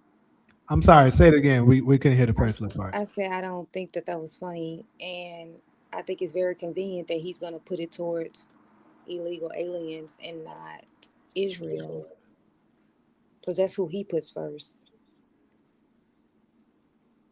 I would have to agree with that. That great point, Solo. You finished, or you got some more? Yeah, I'm good. That was disgusting. All right, now from my experience with the LA reparation movement, and I learned a lot in that, and it's still going. For him to expose that, I'm sure a lot of people in that movement was clapping with the Republicans, because that's what we had been saying through our whole struggle, that you guys, when I say you guys, let me put an address on it, that the Democratic Party is prioritizing immigration over reparations. I remember pulling up to a location in Leimert Park where I saw some of our comrades going at it. They actually pulled up on the immigration rally in Black LA. And I saw it live. One of the guys went live, and I was fortunate to be, I wasn't that far, so I drove over there. And it basically was a standoff between foundational Black Americans, Native Black Americans, and Caribbean immigrants and African immigrants. And they was trying to influence. Remember, y'all heard me say politics and influence is almost synonymous. And they wanted to influence Native Black Americans, foundational Black Americans, to join the fight of immigration. And those brothers who pulled up on them, shout out to Africa Town, that's who did it. And shout out to Billion. Billion is running for 5-5. That's the district I live in. That's a state district in California. It's the 55th district. And the guy who's our current incumbent representative sold us out on August 31st, 2024. But that's another discussion. I appreciate the exposure, just to keep my comments brief. And for the first time, I'm gonna say thanks, Mr. President, because on a local level, maybe a state level, we was trying to bring that same awareness to our people. our Black American politicians are prioritizing immigration over just due, us getting our justice due for building this country, as the president has also said. So, Solo, I appreciate your point too, and I thought about that too before we even started the show. It would have been messy if someone would have kind of responded and said, "Well, are you Israel first or America first?" That would have stirred the pot for sure. Now That would have made it interesting. That would have made it very interesting. I'm glad we can get a smile, laugh out of that. But I'm pretty much done with my comments. I'm glad he did it because he confirmed what the reparation advocates was already screaming and yelling. They trying to replace us with the immigrants, and they're prioritizing immigration over reparations. Right, And right. we, Is Trump prioritizing Black people right now? He's not. So for him to say, Black people, be mad at the Democrats because they're prioritizing illegal aliens, I'm not going to prioritize you either, but I just want to call out the fact that the Democrats aren't prioritizing you. That doesn't help us. That divides us. That stops us from looking up at the billionaires and instead look at each other across the aisle, Democrat versus Republican, when both of them is bipartisan. Neither one of them political parties are giving us reparations. So don't give Trump any praises for calling out the fact that the Democrats aren't giving us reparations when Trump ass ain't giving us reparations either. It's more so while you're voting for them, they're not doing anything for you. Vote for us. I'm not doing anything for y'all ass either. So what was that?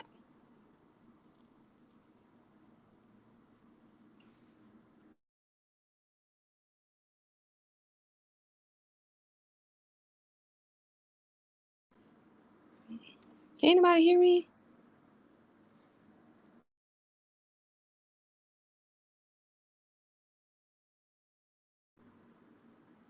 Am I the only one in here?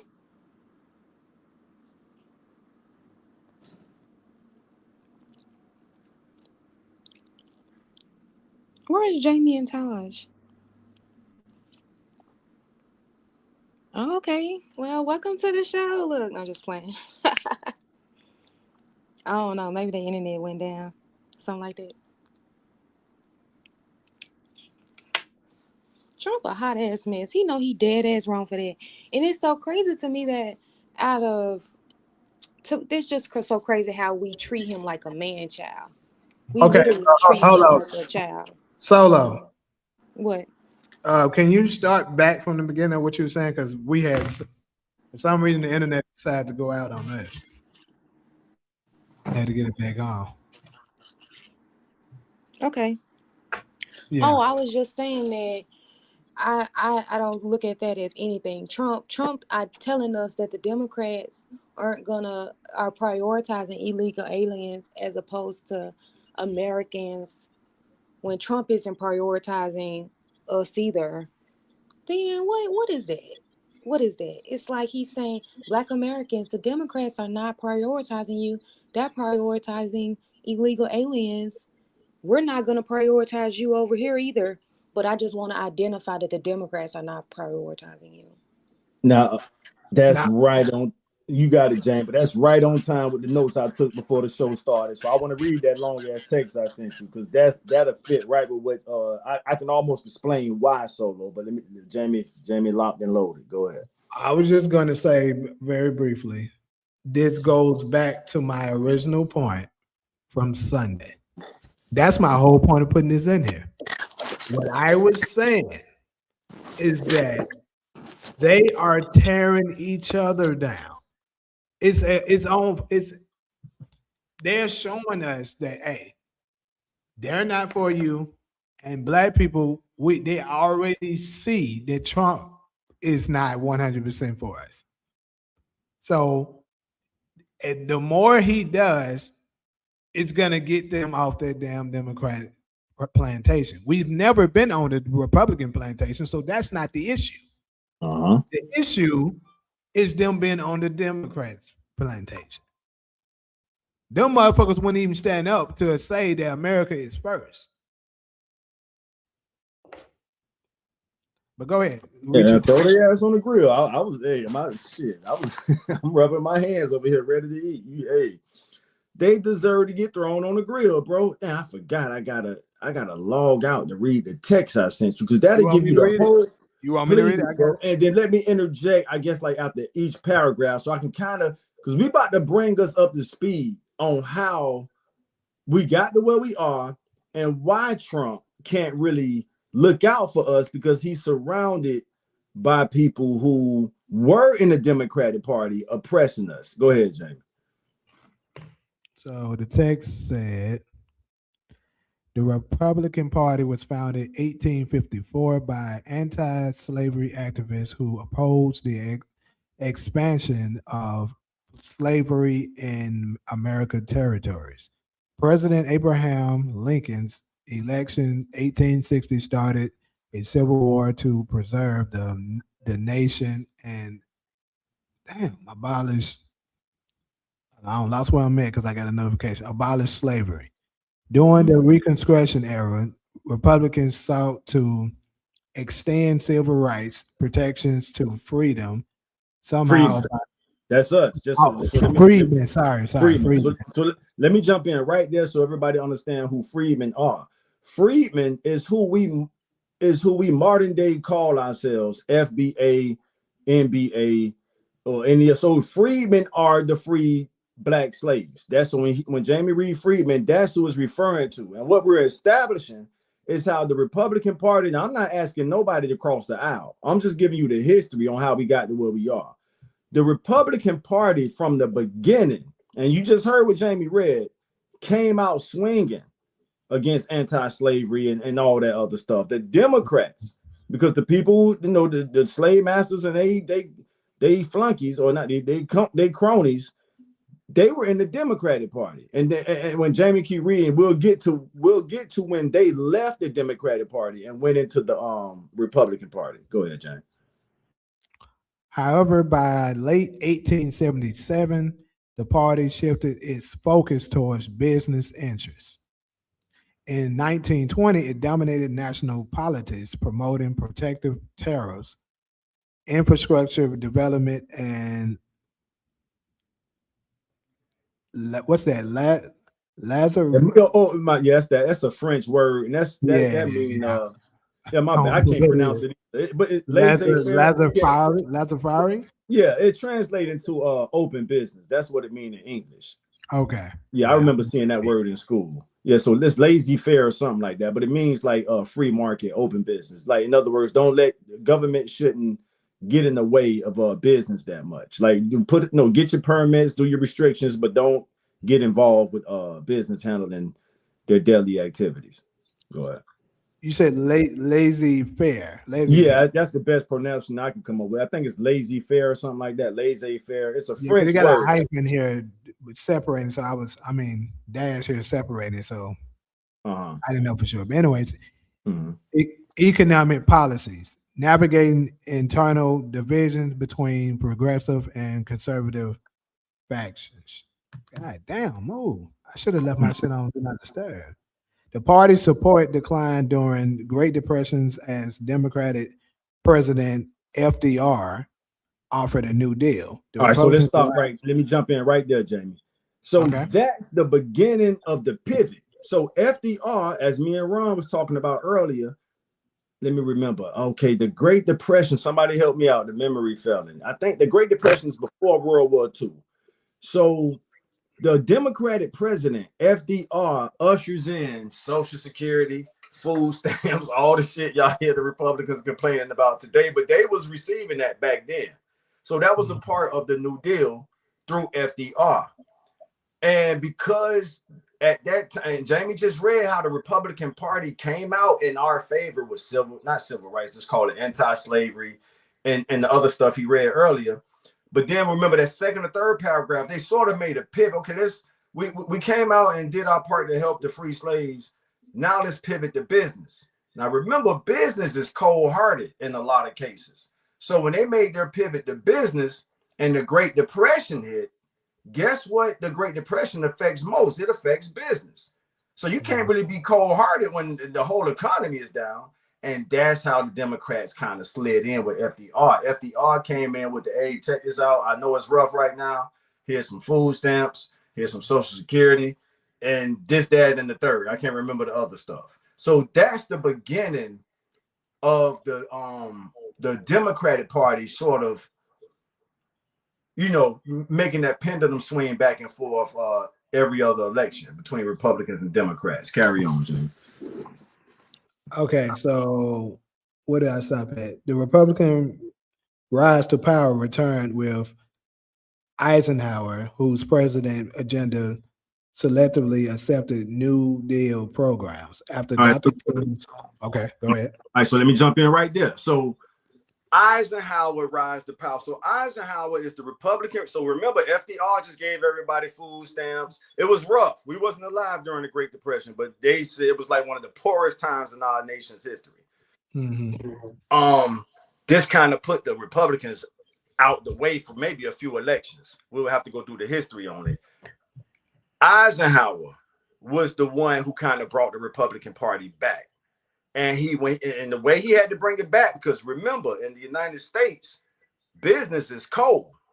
And the Republicans got a phrase that go, you either sink or swim when it comes to business. What does that mean? When you start your business, you either gonna make it or you not. And ain't nobody coming to help you. You're gonna sink or swim. Now imagine that mentality during the Great Depression. That's why the Republicans fell out of favor. How did they come back in favor? Eisenhower rise to power. Eisenhower comes into president, I think it's say 1952 or something like that. And he say, hey, y'all, we can't be that cold with the business no more. We're going to include some of these New Deal benefits that President FDR issued shortly after the Great Depression.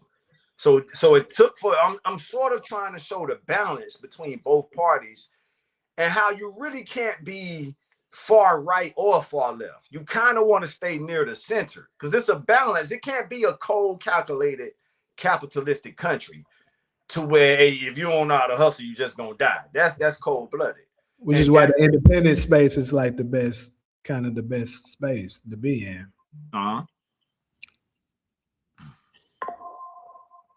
Well, yeah, we could finish. I think it's like maybe two more paragraphs. It's just after that it says, after Dr. King's Civil Rights Act, the Republican parties used a Southern strategy that appealed to most white voters. So that's the pivot. That's the pivot. Take it from there, Jamie. That's the biggest pivot. That's when whoever y'all want to call it, that's when the MAGA's great-grandparents, let's call it and say that. That's when MAGA great-grandparents say, oh, we're getting the hell up out of here. And they left the Democratic Party. This is the main point I'm trying to make, y'all. When they cross the aisle and they go into the Republican Party, the children of the people who did that are surrounding Trump today. So, Solo, to your point or to anybody else's, it's difficult for Trump to do anything for us when he's surrounded by them kind of people. I hope that makes sense, y'all. I mean, there's. So let me. I gotta ask some questions now. So, are you possibly proclaiming that? I mean, obviously, we know that the Republican Party from the beginning was the original party of the black people. We know that to be true. So basically, by reading this statement, basically that's the receipts to how the racist Southern whites are now supporting the Republican Party. Yes. But does that mean Black America should be not supporting them just because they so happen to decide that they're going to convert? I need y'all help with that because that's the greatest dilemma. Jamie, more of us would cross the aisle if they wasn't over there. Who wants to go over there with them? Listen to the terms you use. The racist Southerners, right? Bro, when you look at not a DNC, when you look at the RNC, that shit looks like a Klan rally. Who the hell want to go over there? But the point that Tex is making is that party came out swinging for us. And the only reason we haven't, so when you got to that paragraph where what's his name? Okay, JFK is assassinated. His vice president comes in. What is his name? Lyndon Johnson out of Dallas. Yeah. And signs the Civil Rights Act. A lot of the people, what did you just call them? I'm standing with you, brother. I ain't gonna send you out there by yourself. The racist Southerners. That's when they say, okay, damn, they was mad at Johnson for signing that shit with Dr. King in the picture, and they left the Democratic Party. So to your question, do you want to go over there with them? Would you feel comfortable over there with the children of the people who pretty much left the Democratic Party, which was the party of slaves? It's fair to say that. But still, I mean, I would say no, it wouldn't be, you know, in our best interest to do so. Surrounding ourselves, actually being around them. But however, you got to also consider that the whole purpose of the Democrats doing what they did is to basically finesse us. That's the whole purpose of it, and it worked. As you can see, look at we're voting Democrat at a 90-something% rate. And we're actually doing it, believing as if we're doing the right thing. So that's the crazy part, which goes back to my original point, which is why I am happy to see that Trump is tearing this whole motherfucker down. Are you aware of the statement that Lyndon Johnson said? Negroes voting Democrat for the next, yeah, I'm very familiar. Me and the old girl yesterday, we talked about that. We talked about that yesterday. Here we are 40, 50, 60 years later from that. Still doing it. It's crazy. And how the hell are y'all not aware of that? That's my thing. How are we not aware of that? And support. I don't know why you can't support on you. I mean, comment on YouTube. That's crazy. I don't know. I mean, obviously you're not blocked or nothing. It's kind of, and to finish up your statement, it says since 2009, a conservative shift towards right-wing pop culture brought us to the infamous statement, "Take me to your leader." That's how we get to where we are now. And pop culture is influence. So the Republicans needed a popular guy. Who was the leader? President Trump. Come on. It all makes very good sense now. For real. They knew that we can't find nowhere. J.D. Vance wasn't going to be Hillary. J.D. Vance wasn't going to be here. So they had to find somebody who could. So even they had to tap into the pop culture of the country we live in. Hey, get Trump. If Trump's down to do it, let's go. Yeah, that makes sense. It's crazy. I wish we had more people in the audience, particularly liberals right now, to hear, or people that vote Democrat, to hear what would be their response to this. I would be very interested to hear it. It's hard to be offended by anybody that would say the Democratic Party is the party of house Negroes. Bro, I gotta tell you if somebody else said it, because I got family members that's in the Democratic Party. But me too. All of mine, almost all of them are Democrats. Reading that statement, bro, it's the party of the house Negroes.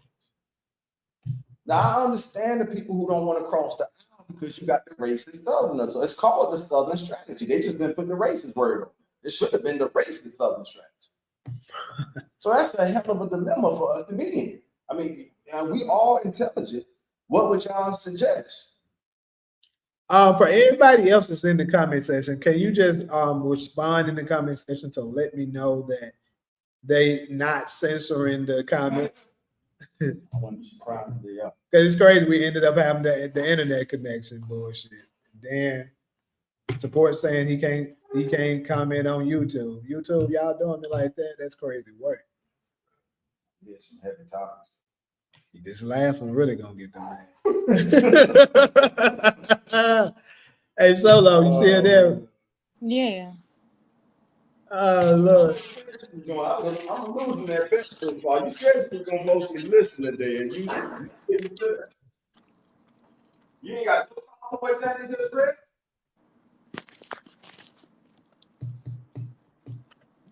I didn't hear him. They think you're too far from the mic. She can't hear you. You don't have any thoughts on what Jamie just read? No, I think that's old news. Oh, damn. I mean, we were aware of it. Right.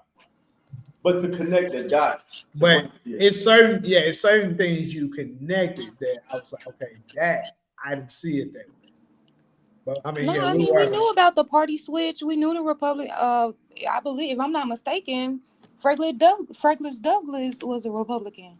So we knew that Black people were riding with the Republicans first, but it definitely has been a shift where they not the party for Black people right now. So, I mean, I definitely wouldn't be advising our people to start voting Republican. I mean, if it's a Republican, if you could tell me something that Black people benefit from the Republican voting for the Republicans, I would entertain it. I'm not opposed to voting Republican. I'm just not going to go from one plantation to the other. Right. And neither one of them are doing anything. And actually be sitting with the children of the plantation owners. So what do we advise? That's create our own political party and our own candidates to vote for them. Well, if the Democrat, if Trump is successful at burying the Democrats, I think it'll be the best time for us to emerge with this new party. Yeah.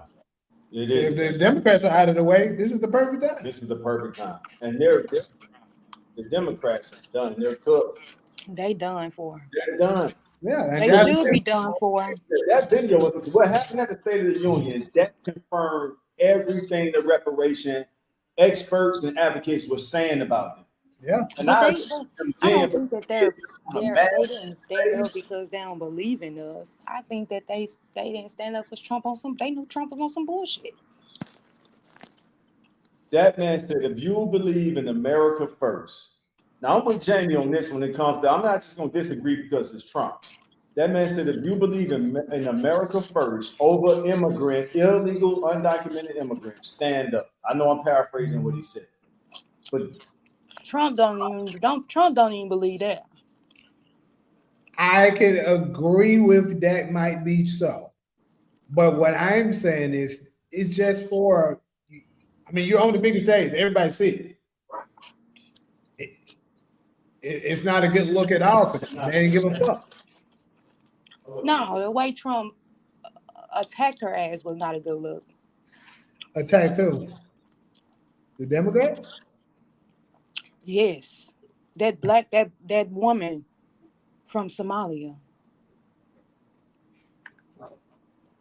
I mean, what did he say to her? I'm not familiar. Did we watch the same, Jamie? You think that was appropriate the way he attacked her?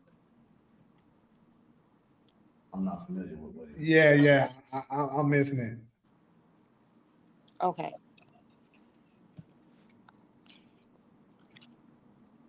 Because I know she started saying some stuff at him. I know that.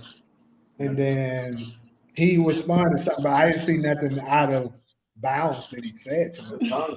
The camera guy was strategic in putting the frame on them two, because those are like the two immigrant politicians in the Democratic Party. I forgot her name, but she's from Somalia.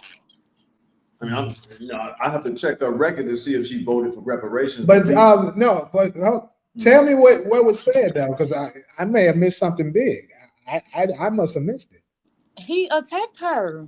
You don't think he attacked her? You think that was the way a president is supposed to communicate with his other government officials? Like, what did he say that was attacking to her? Like, I don't even know. I don't even say. I'm not even claiming that I know exactly what he said, but all you had to do was look at his behavior to her. He said that you should be thrown out of Congress. You should be this. You should be that.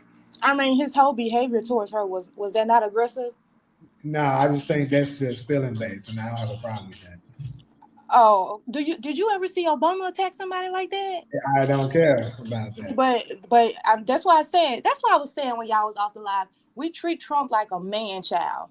He can get up there and talk all that bullshit, be all unprofessional and all of that, and we excuse it like that's okay. That's not okay. The reason why let me tell you something. The reason why a lot of people are okay with Trump doing it is because he's being his authentic self. When Obama and all the other presidents before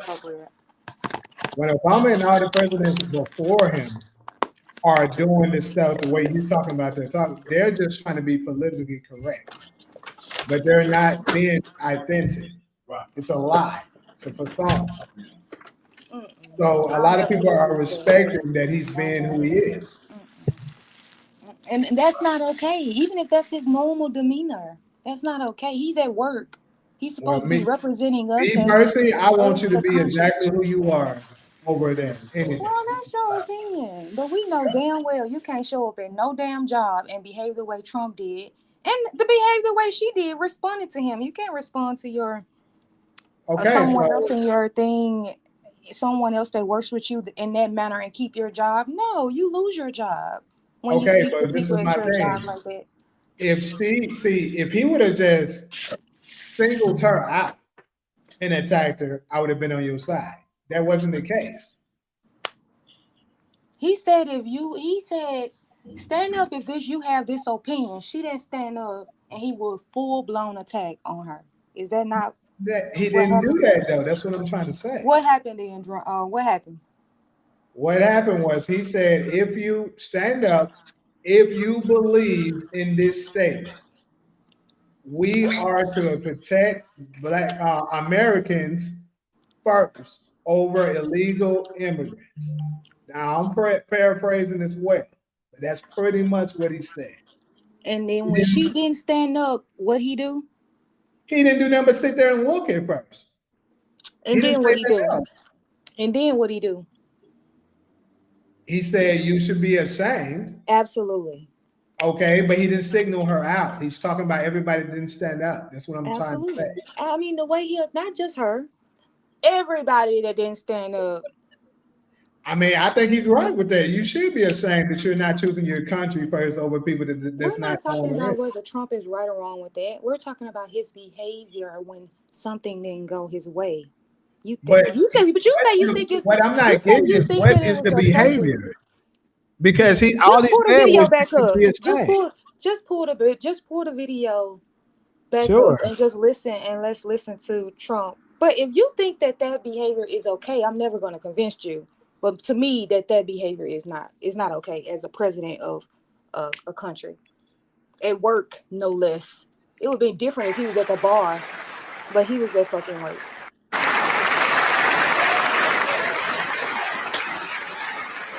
They got a long ass clapping.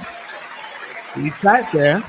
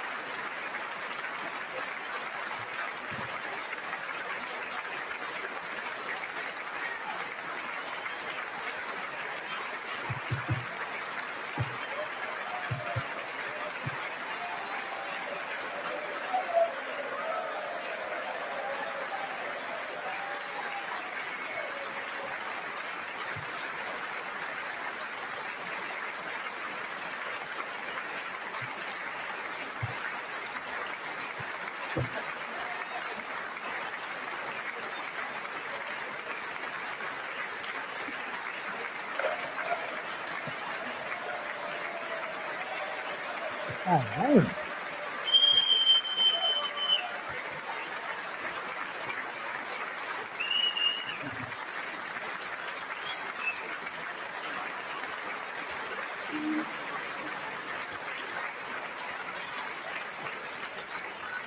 Isn't that a shame? You should be ashamed of yourself not standing up. You should be ashamed of yourself. That is why I'm also asking you to end deadly sanctuary cities that protect the criminals and enact serious penalties for public officials who block the removal of criminal aliens. In many cases, drug lords, murderers all over our country, they're blocking the removal of these people out of our country, and you should be ashamed of yourself. Yeah. And that's the end of it. I don't see nothing he did wrong there. Okay, and that's your opinion. There's nothing I can do to change that, but he was completely inappropriate. He's You know saying what I'm happened? asking you to basically stop the You know, you sanctuary should be city. ashamed of yourself. Right. I said that part already. Right. So yeah. His behavior was So inappropriate on telling my somebody you list. should be ashamed of yourself is attacking Absolutely. them. Is absolutely. Is that not an attack? That No, you should be ashamed of yourself. you think Are that's you Todd absolutely said that no is too. That's not attacking nobody. I don't know what you're okay. talking about. Okay. Okay.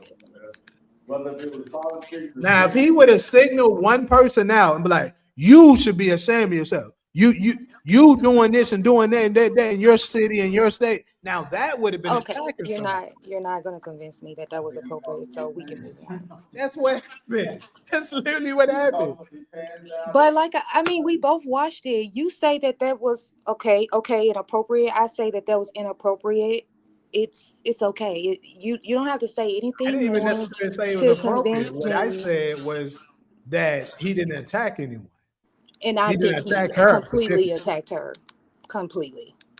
He didn't even Attacked signal nobody out. Anybody who had a difference of opinion than him or didn't want to participate in that bull crap that he was doing, then that's not your place to say whoever didn't stand up should be ashamed of yourselves. Blah, blah, blah, blah, Trump. All right, well. On to the final one. I mean, the best rebuttal I heard Solo mention was the American of Israel. So as far as that right there, I'm all for it. And I agree with that when she said that. When she said that, I said I agree with you. He do put Israel first. I agree. I didn't give her no rebuttal to that. 100% agree with her. You said that would be interesting for them to clap back. Absolutely. That's what they should have done. That could have been the way to defend themselves. Like, he called them off guard. Exactly. They weren't ready for it. They all should have stood up. Now, is it America first or Israel first? That would have been a nice clapback, but they wasn't. Yeah. All right, let me go pull up.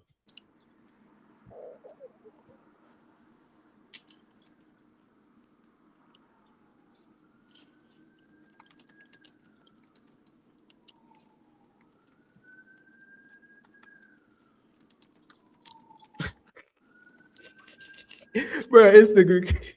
Hey, Dan, you playing, bro? Hey, Solo. What? You know the video that you shared to me yesterday. About what? The guy, what's his name?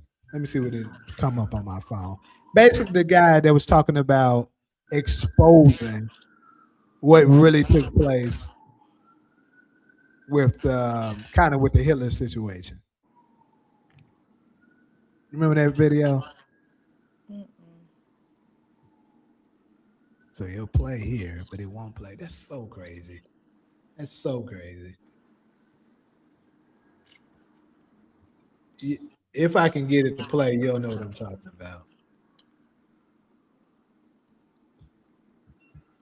They doing it. I feel like for sure they doing a number today. They trying to stop shit today. They're like, oh, nah, this nigga.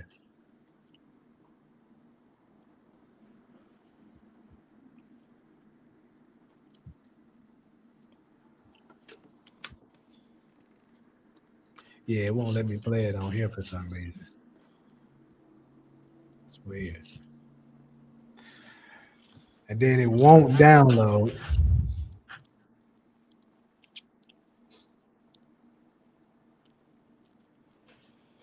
Let me download every other video, but it won't let me download that. Very interesting.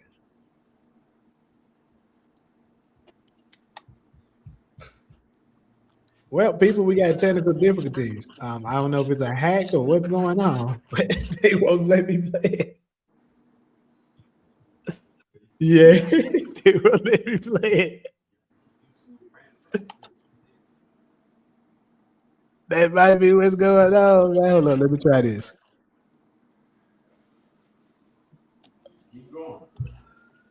Let me try this.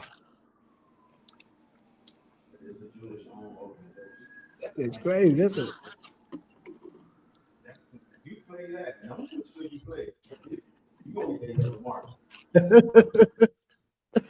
Hey, God damn. This is insane.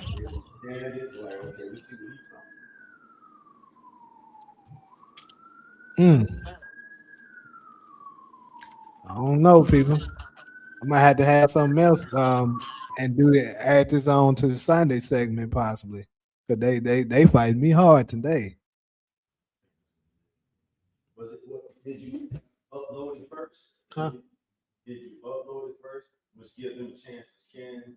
I didn't. I tried to do it like, yeah, but I don't know. Cause it's crazy. It's playing here on the phone right here. Like if I want to share it, like if Solo, if I let you hear what I'm talking about, you'll recognize what I'm talking about.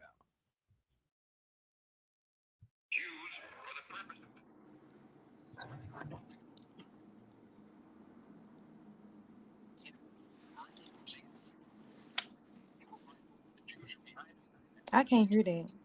You can't hear it? Shit. Hold on. Jamie, don't you want to give me a coffee? No, I'm just playing. I Sure. want coffee. I just don't want to pay for it. You're gonna cover my dinner later. We got it. We can make that deal. Oh, you vegan too? That shit probably high as fuck. I'm actually cooking today anyway. It's all good. I want another coffee. You can hear it? You still can't hear it now? Let me see it. Oh shit. I sent it to you on Instagram. Yeah, you sent it to me. Oh, that ain't Hitler.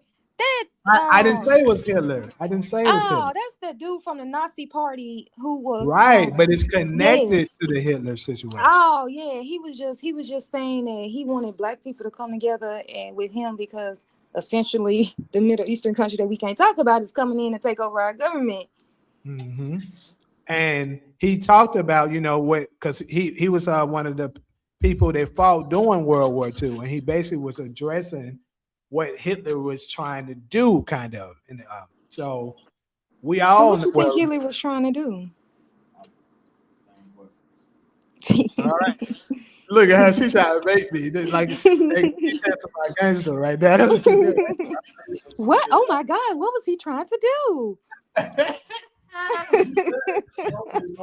definitely thought it before she even said it. When she said it, I kind of got it. So basically, people that's not aware, they gonna be mad as hell about this. They gonna block your damn channel. No, that's why I'm sitting here thinking about should I even say it. I mean, even if we talk about the alleged statement, now that's out in the public. That ain't nothing we don't already know about. This allegation now, but a lot of people don't know his deathbed. He says that one day the world is gonna find out that I was just trying to save my country. Mm-hmm. Then, if you add in the fact that they have a secret God that they like to make sacrifices to. That's not secret. That's in a public eye too. So basically, I'm gonna talk in a way that y'all can receive it, but only people who knows. If you know, you know. So apparently, during World War III, Hitler, the evil man that everyone put him out to be, was fighting to protect his country from a certain group of people. And he also allegedly, one of the things that was said before his death was that America has found a way to basically imprison and trap God's stolen jewelry. And he was fighting to basically stop them from doing world domination. Because for those of you that don't know, if you're in control of God's stolen jewelry, you can control the world. So basically, he was trying to expose to people that somebody is a fraud and they're trying to steal this. And that's what this guy that I was trying to play kind of was alluding to as well. But pretty much Hitler was saying, once y'all find out the truth of what he was really fighting for, it will spark World War III. So with that being said, I think I said this Sunday. I'm not sure if I said it, but basically, once it is confirmed, and when I mean confirmed, without a shadow of a doubt, who the true children of Israel is, it will spark World War III.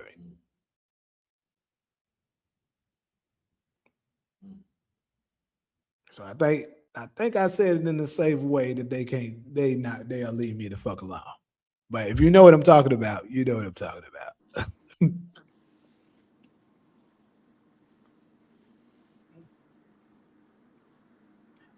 Globe, what's this? Globe, you said World War III. What are you asking? Or is that Globe? Globe as fuck. What are you asking when you say World War III?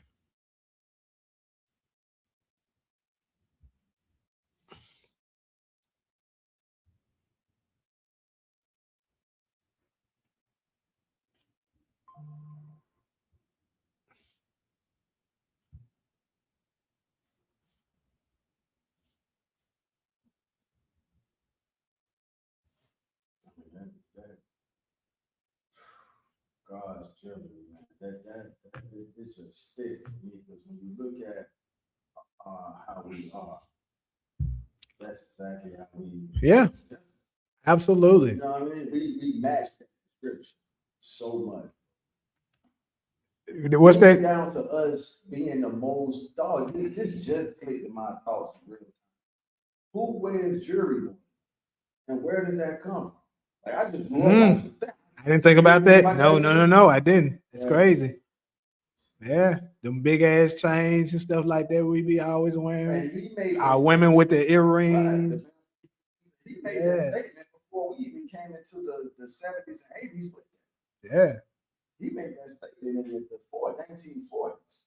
So for us not even be aware of that, but still express our jewelry, gold chains, the gold, that's the bamboo earrings.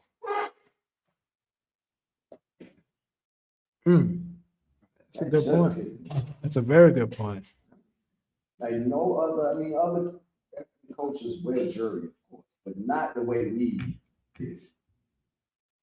So that title is fitting for us. Jewelry of God, stolen jewelry.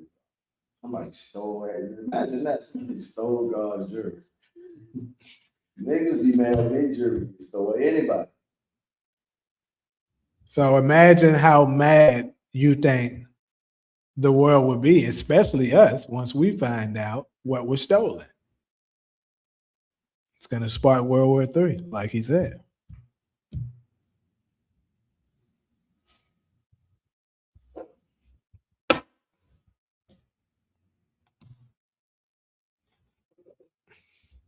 Well, comments got real dry now. I don't know if YouTube done took everybody out. Stop sending people our way. What's going on? But yeah, this shit got dry now. Jose out now. These niggas, they staring the wrong button. Now we're gonna get them on out of here.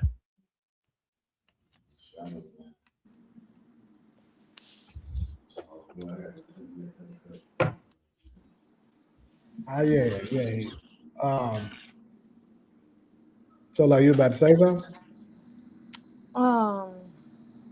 I was about to say I looked. I'm on YouTube. I'm looking. It don't look like nobody in here. Damn. It look like it's 3 people and one, and then it's another person. Yeah, they don't got it. He said, "Nah." We are a little late though. True, but still, folks can see stuff. Still can traffic at any time.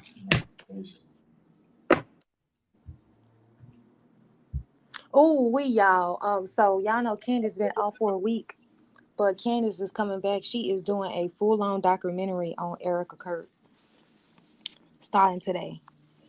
What time she start? They say that girl was his handler.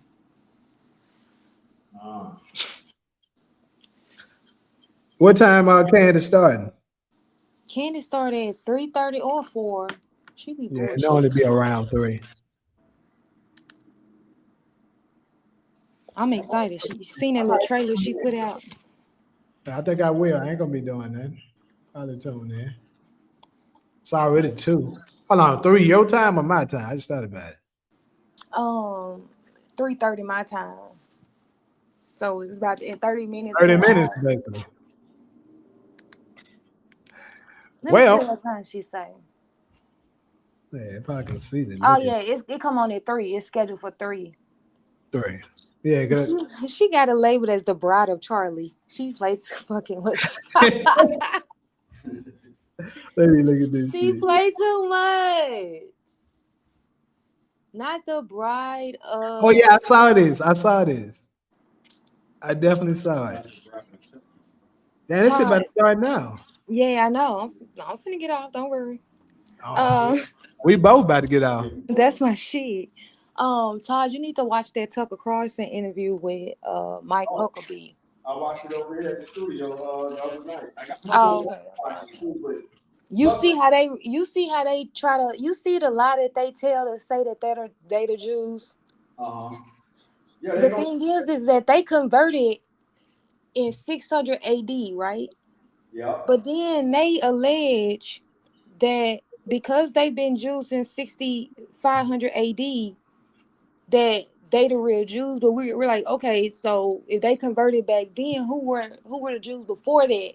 Before that, right? Because these are converts in the mass conversion, right? So who were the Jews prior to that? Because we know they existed prior to that. They don't ever want to talk about it. They just want to say, oh, they've been the Jews for thousands of years, even though they converted. Let me ask you this before we wrap. So they actually, because I've always said that as well. I think I've seen the show before, but so Tucker or Huckabee actually said 600 AD. No, I don't think he says that. He just likes to say thousands and thousands of years. But if you read the 13th tribe, you will see that that's when they the Khazars had a mass I didn't know conversion. Candace monetized again now. That's good. So that's when they came into world documents around the 5th, 6th century. Yeah. Gotcha. That's interesting though. How did what? That they let her get her monetization back? But I do know they had put out they passed a new regulations like late last year sometime or whatever, where a lot of channels that got demonetized could come back because they changed their policies a little bit. A lot of stuff that you couldn't say then, you can say it now. So maybe that's what it is.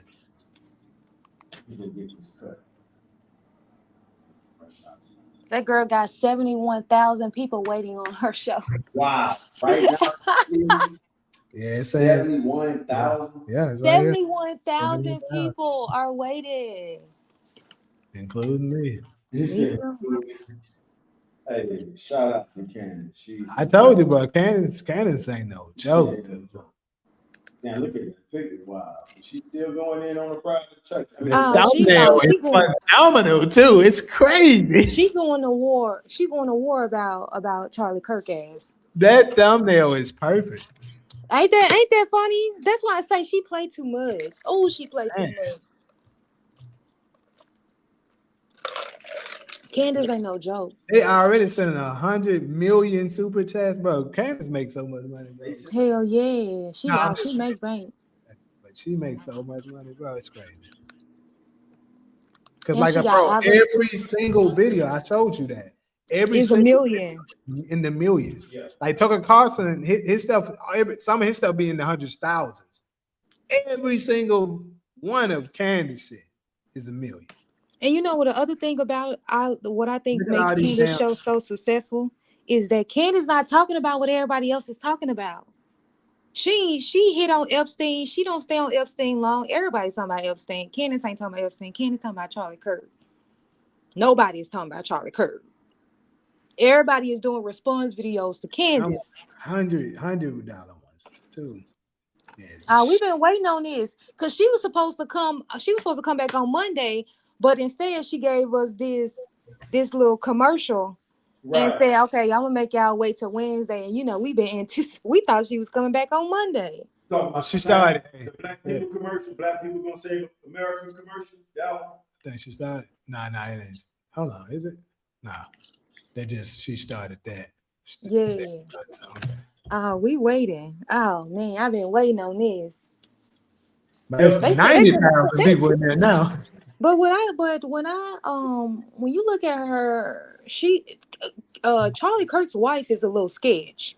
She got a lot of connections with a lot of places that's been investigated for human trafficking, and she been all in different type of countries doing charity work or whatever, philanthropy work and all of that.